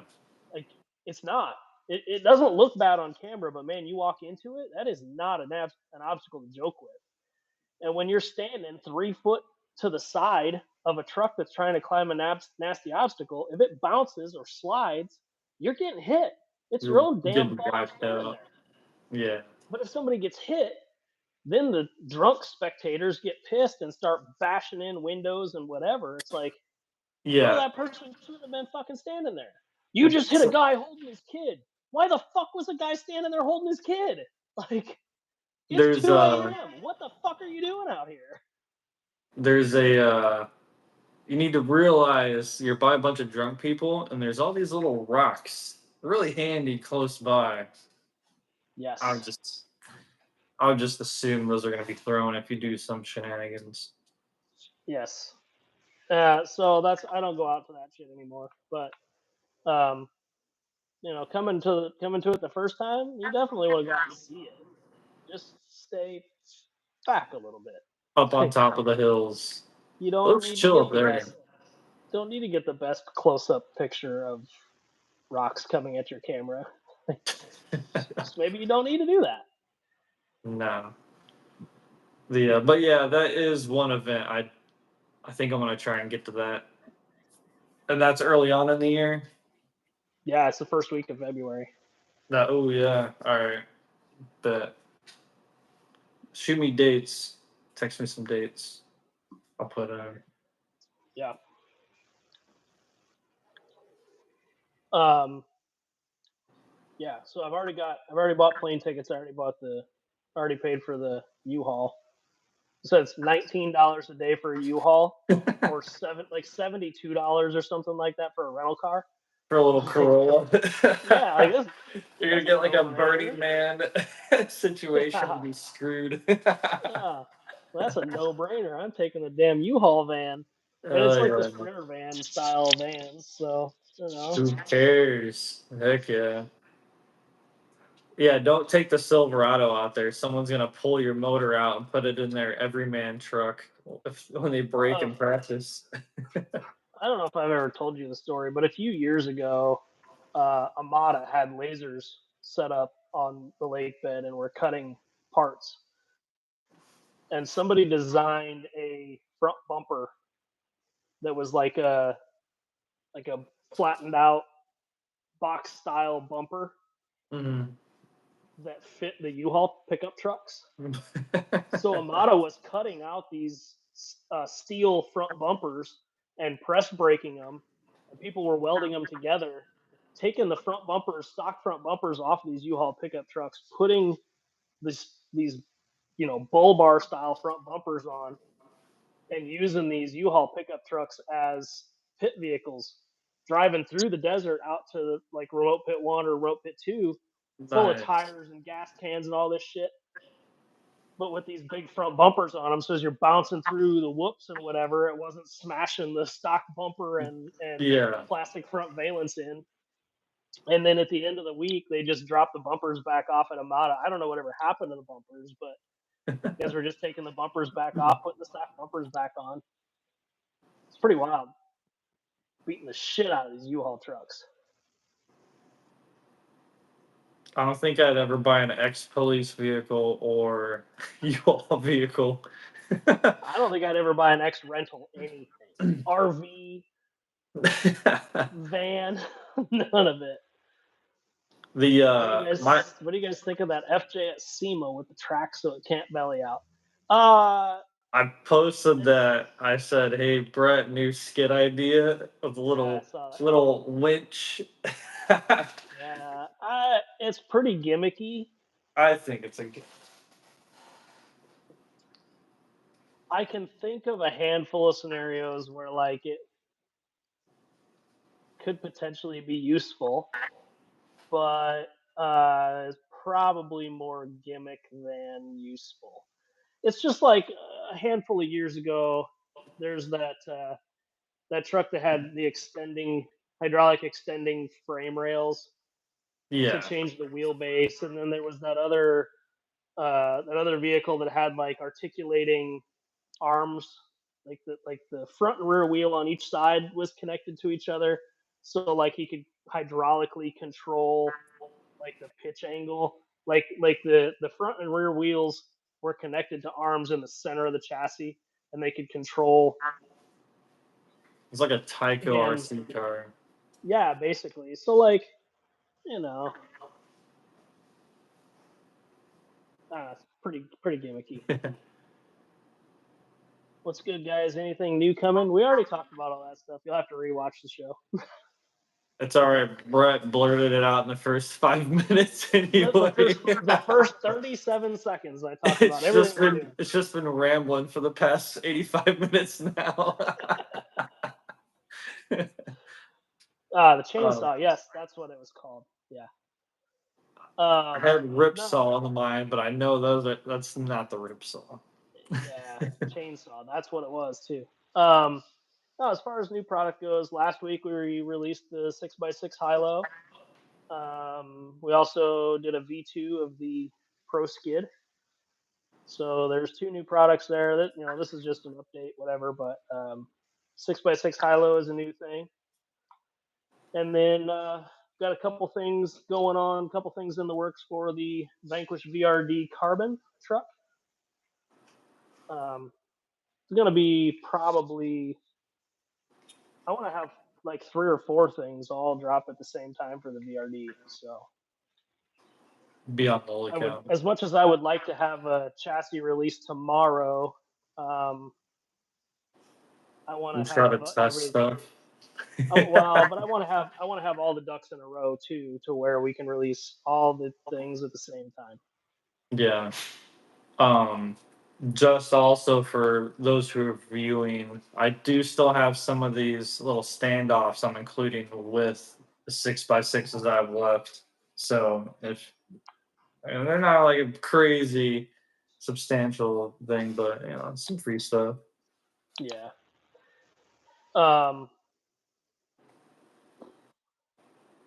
We talked about, man, I don't know if I even really want to talk about this, but we talked about a couple of months ago, a month or two ago, about the Chinese high-lows, or the Chinese 2.0 copies, the knockoff versions of the TGH 2.0. They have also knocked off the modular bumpers and the fair leads. They have also knocked off now. It's not an exact knockoff, but we were the only company that offered a accessory tray for any of the TGH product, and now there's Chinese copies of that. While they did change the design on them, we were the only ones that had those. And then today, somebody posted a Chinese knockoff of the Ford motor mount and Creeper T. Please, guys, don't buy that shit.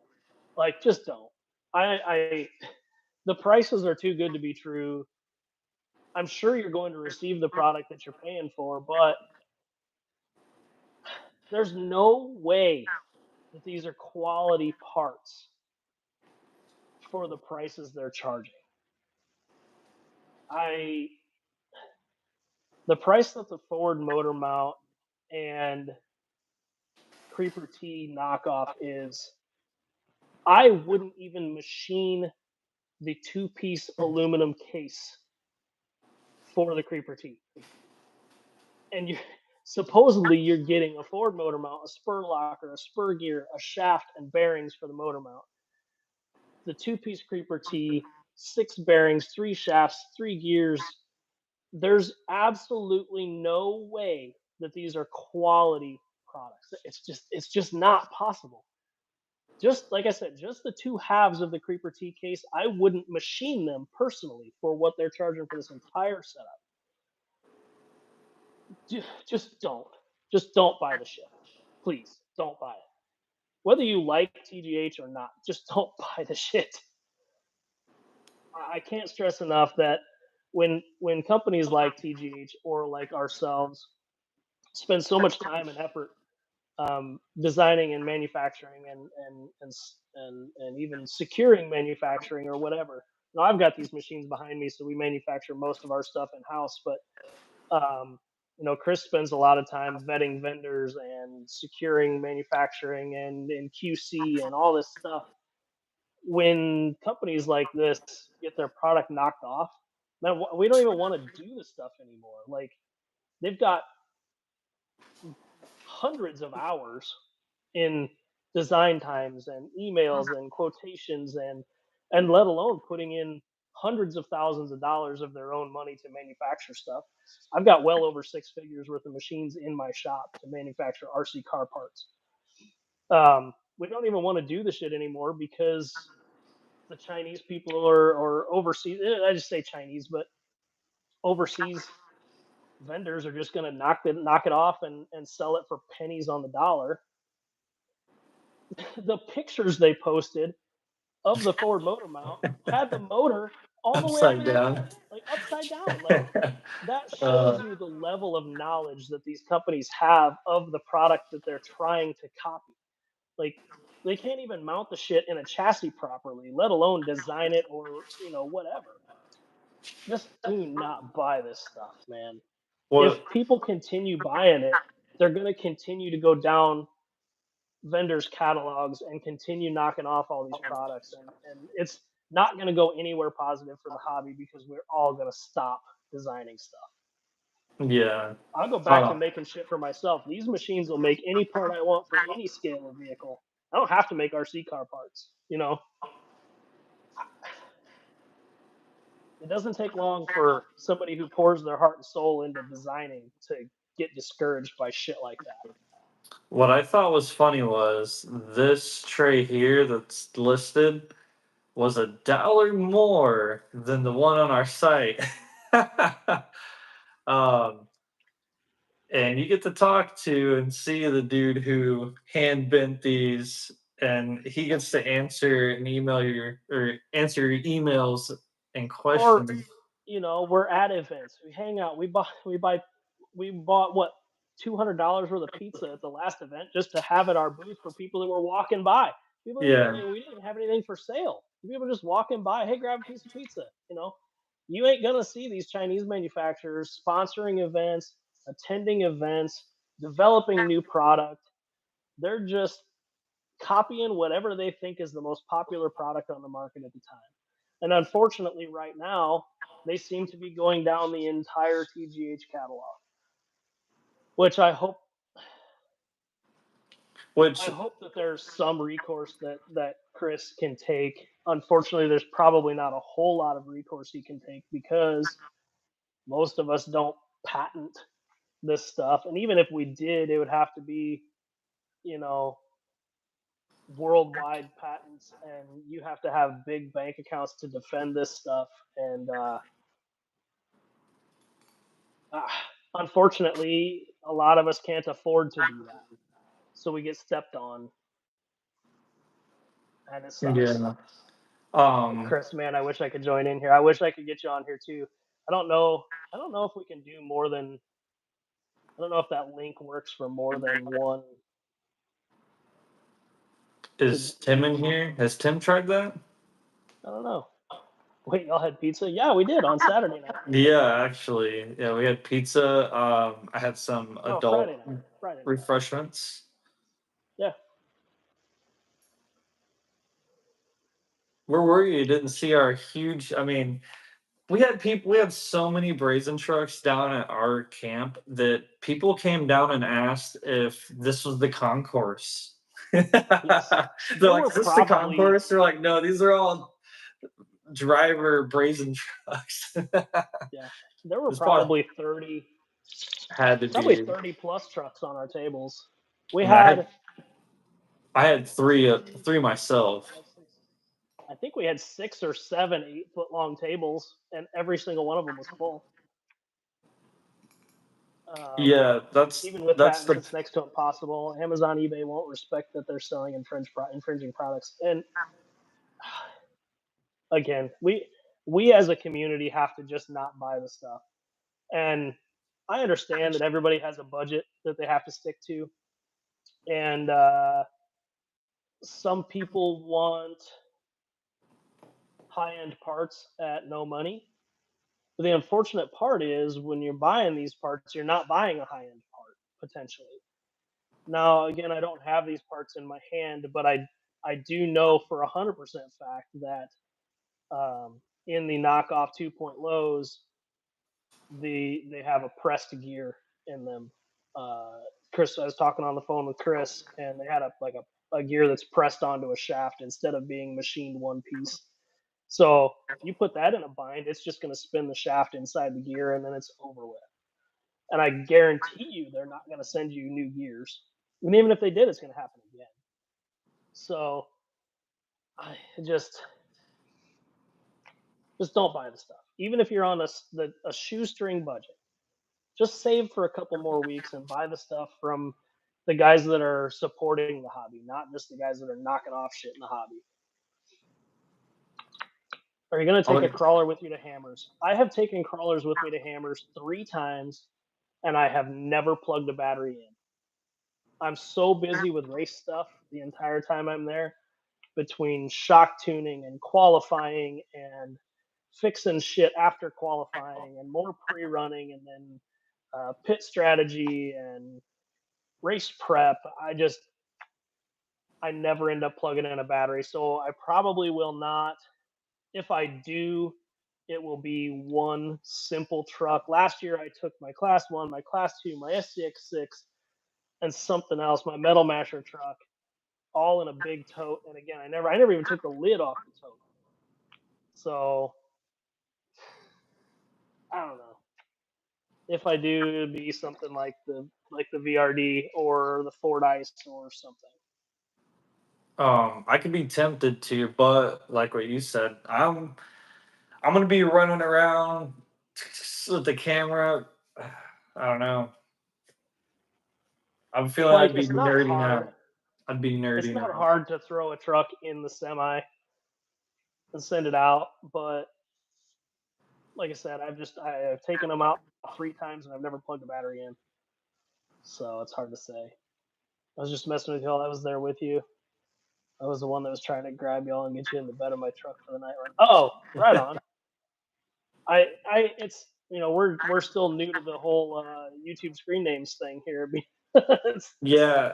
And we meet so many people at these events. A lot of people know who we are, but it's hard to remember, you know, everybody else's names because you see like a tiny little picture on Facebook. So Or you got screen names here, then you have screen names on Instagram that are the same people, then you have those same people message our business meta page, and I'm like yeah, I have no idea who's who. Yeah. I usually have to Well, like click on the link profile, then like look up, not to be creepy, but I'm gonna look up a picture. I gotta yeah. put a face, and I'm Yes. I'm Yep. terrible at names right off the bat, so Yeah. I'm gonna However, I was super stoked that like so many people walked up and started talking to us on the rocks. So yeah. TGH again, how about having multi-million in revenue to never even collect a check?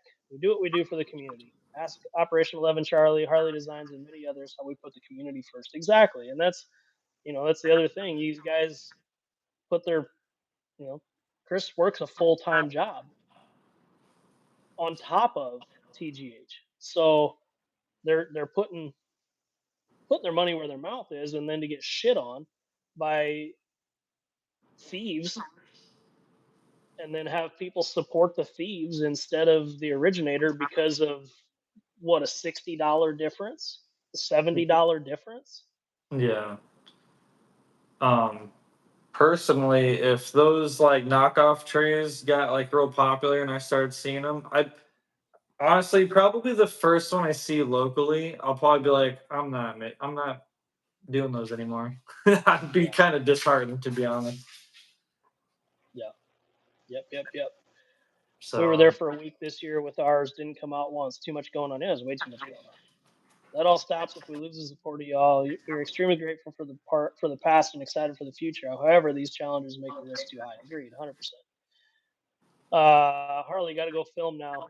Thanks for checking in. Thanks take for it hanging out with us, easy. man. You were here for a long time tonight, from the Yeah, minute we started till I thought he we're wasn't almost done. shooting. I thought he wasn't shooting anything tonight. Cool. Thanks Yeah, for swinging by, man. yeah. Yeah. So basically, what the entirety of this last 20-minute rant is: just don't buy the Chinese knockoff shit.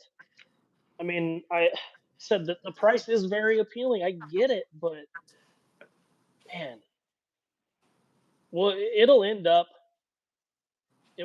up going back to the like 2008 and earlier times, 2010 and earlier times, where you had to make your own links. You had to cobble axles together on your own. You had to cut your own frame rails out of cutting board and bullshit.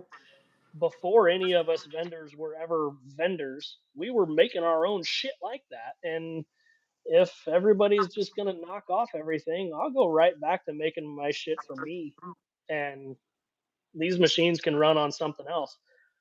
The other nice thing is I don't owe anyone anything for these machines. If these machines never get turned on again, they're just heavy weights holding down the concrete floor.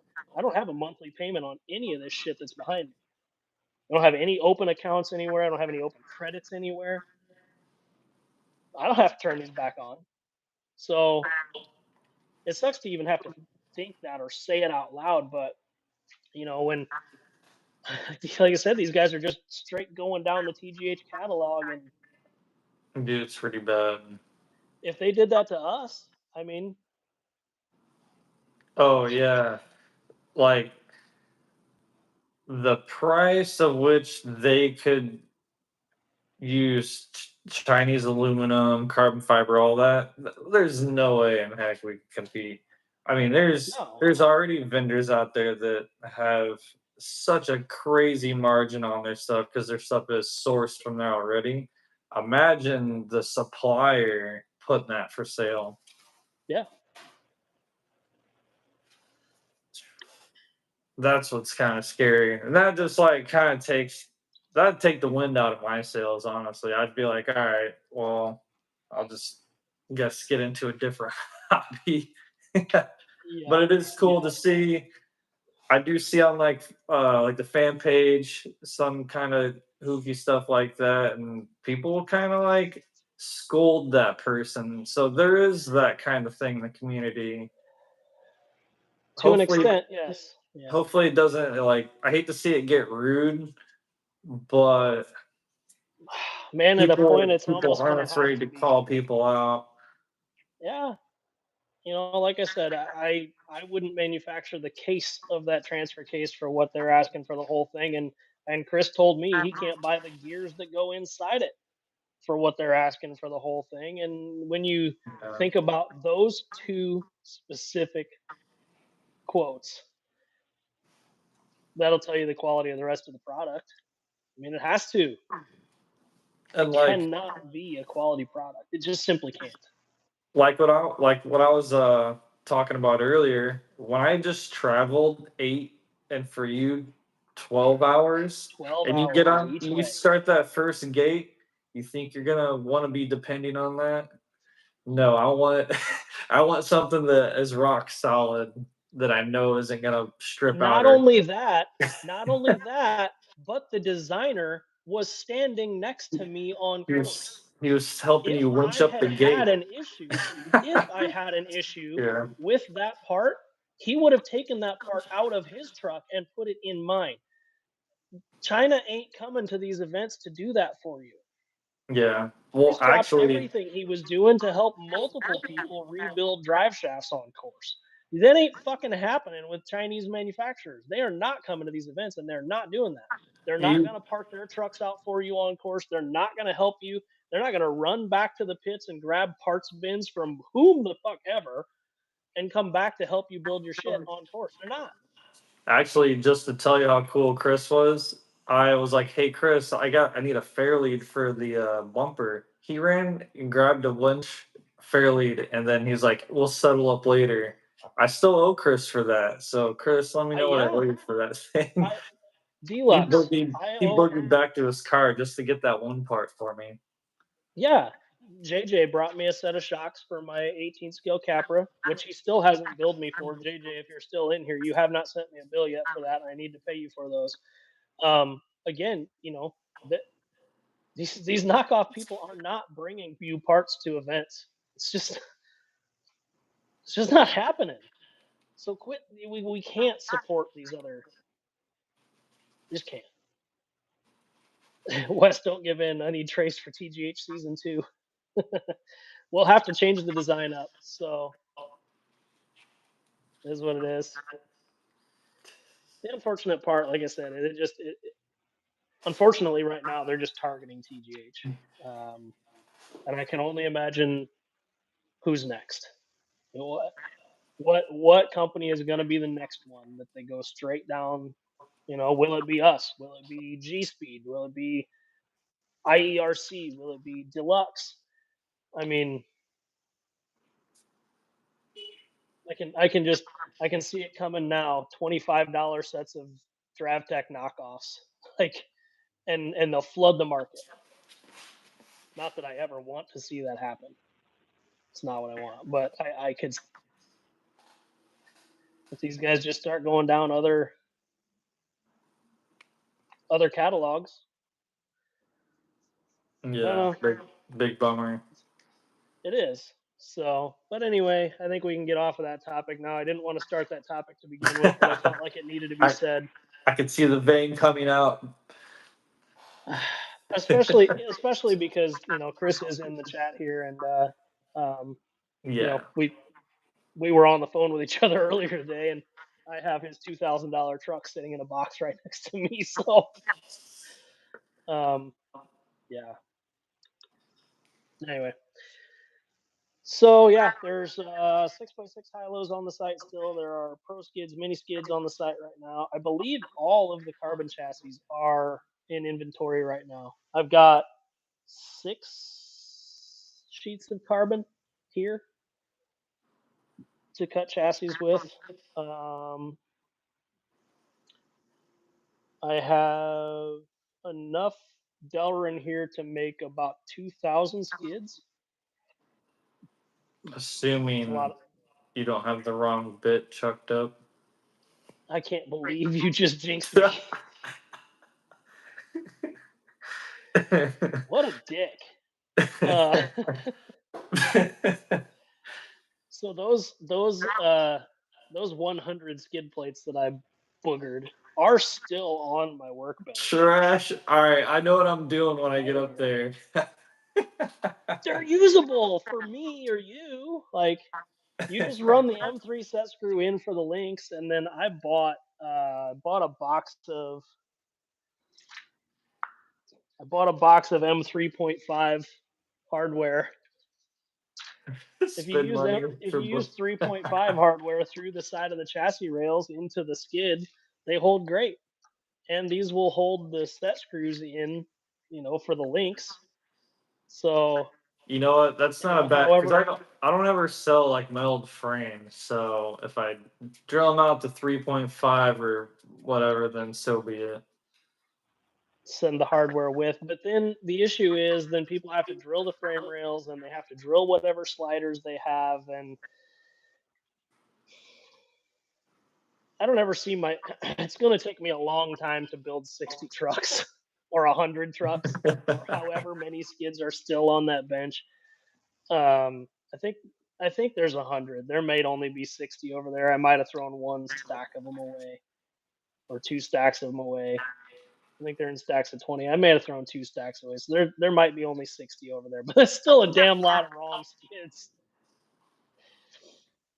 But yeah, I did order a box of M3.5 screws. Still alive in your heart. There's still hope.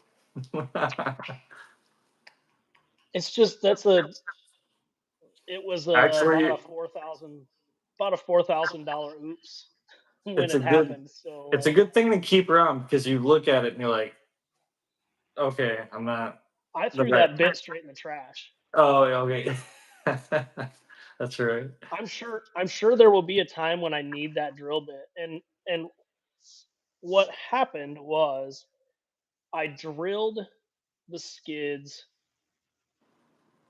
the proper size for a form tap, not a cutting tap. Form taps, you have to drill a little oversized from standard because you're not cutting the material out, you're just deforming it. So it makes the hole smaller when you run a form tap through. But I tapped them all with a cut tap. So it removed material.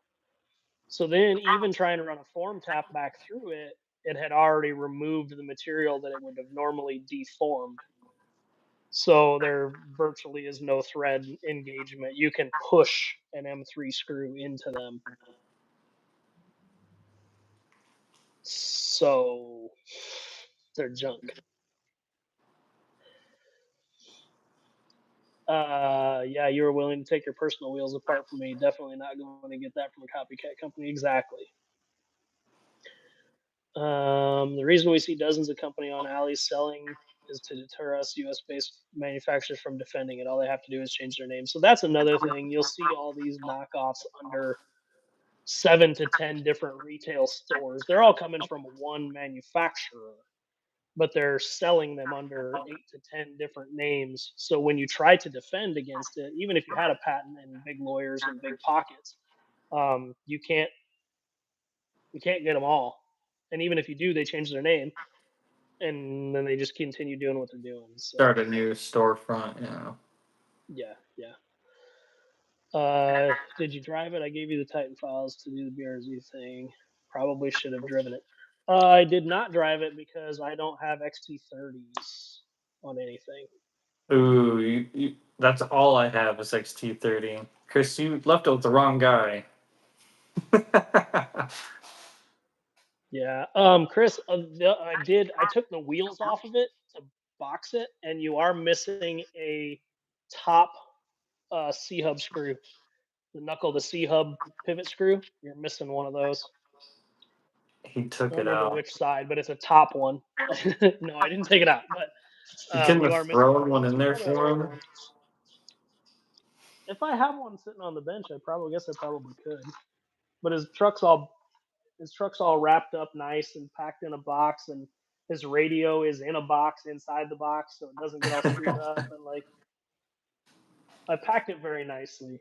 I don't want the buck to get hurt. Don't throw them out. Yeah, I haven't thrown them. That happened a year ago, probably now at this point. Probably getting close to a year. It's been a minimum of 6 to 10 months since I did that, and they're still sitting on the bench.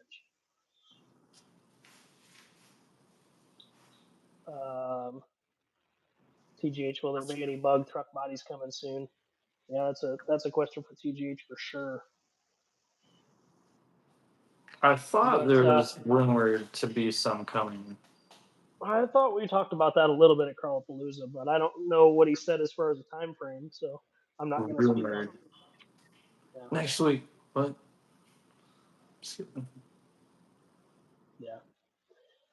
So we got about 3 minutes left here. I guess we can go a couple minutes long if we get really interested in a conversation. But again, we've inventory levels on the site are pretty decent right now.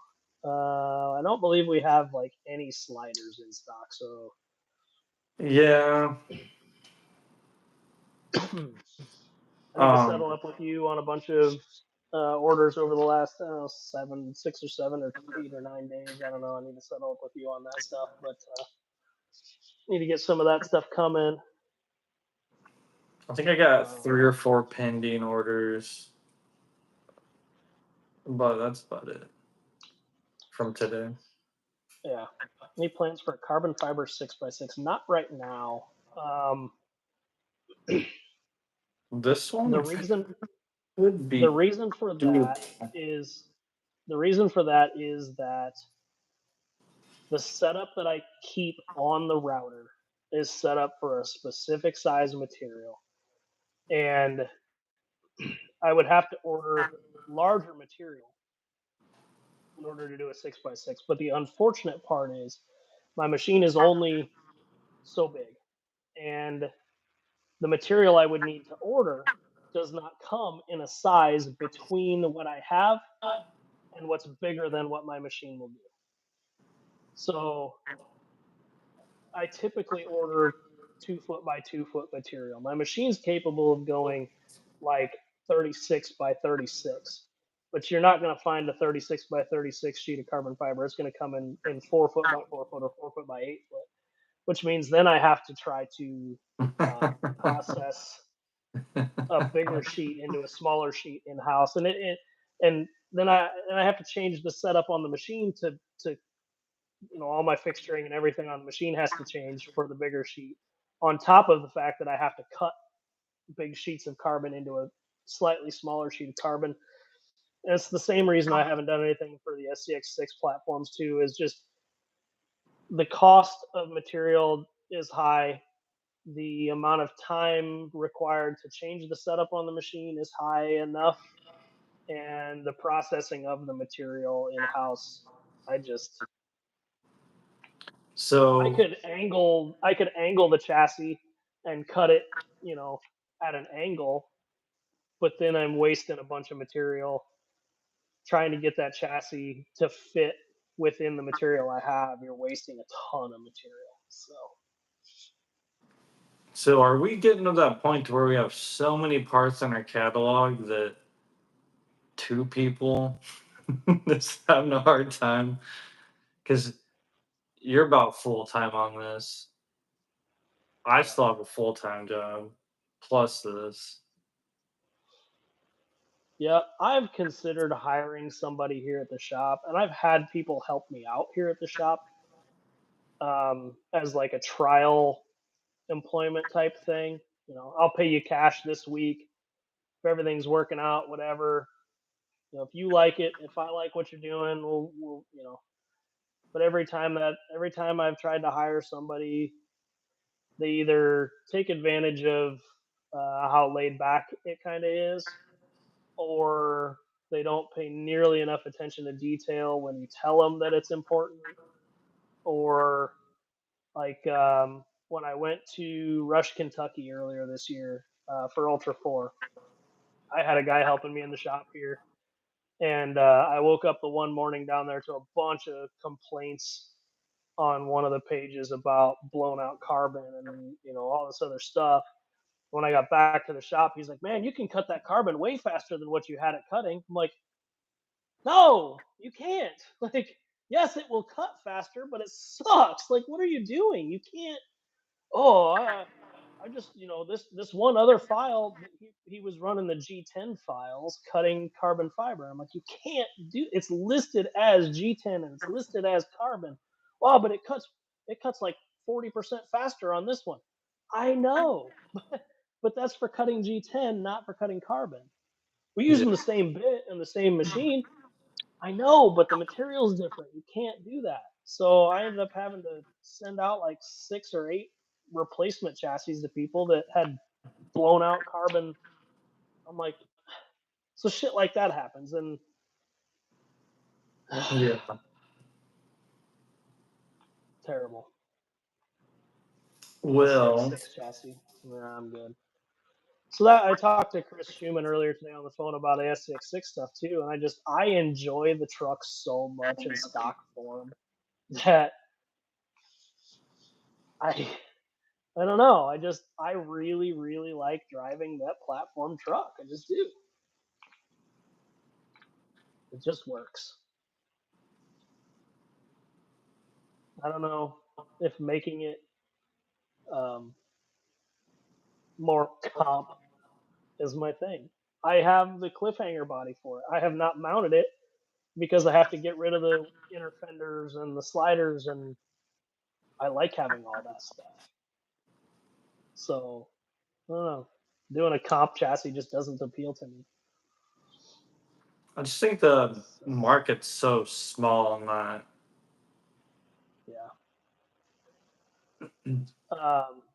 Chris, I've got a buddy local, very local, actually, a very close buddy of mine. I go to lunch with this dude every Thursday that has a laser on order, has a laser coming. We do a lot of our, I'll have him do a lot of our laser stuff because he will meet or beat the price we're paying now, and the quality will meet or be better than what we're getting now too. So as soon as he gets that delivered and running, that'll be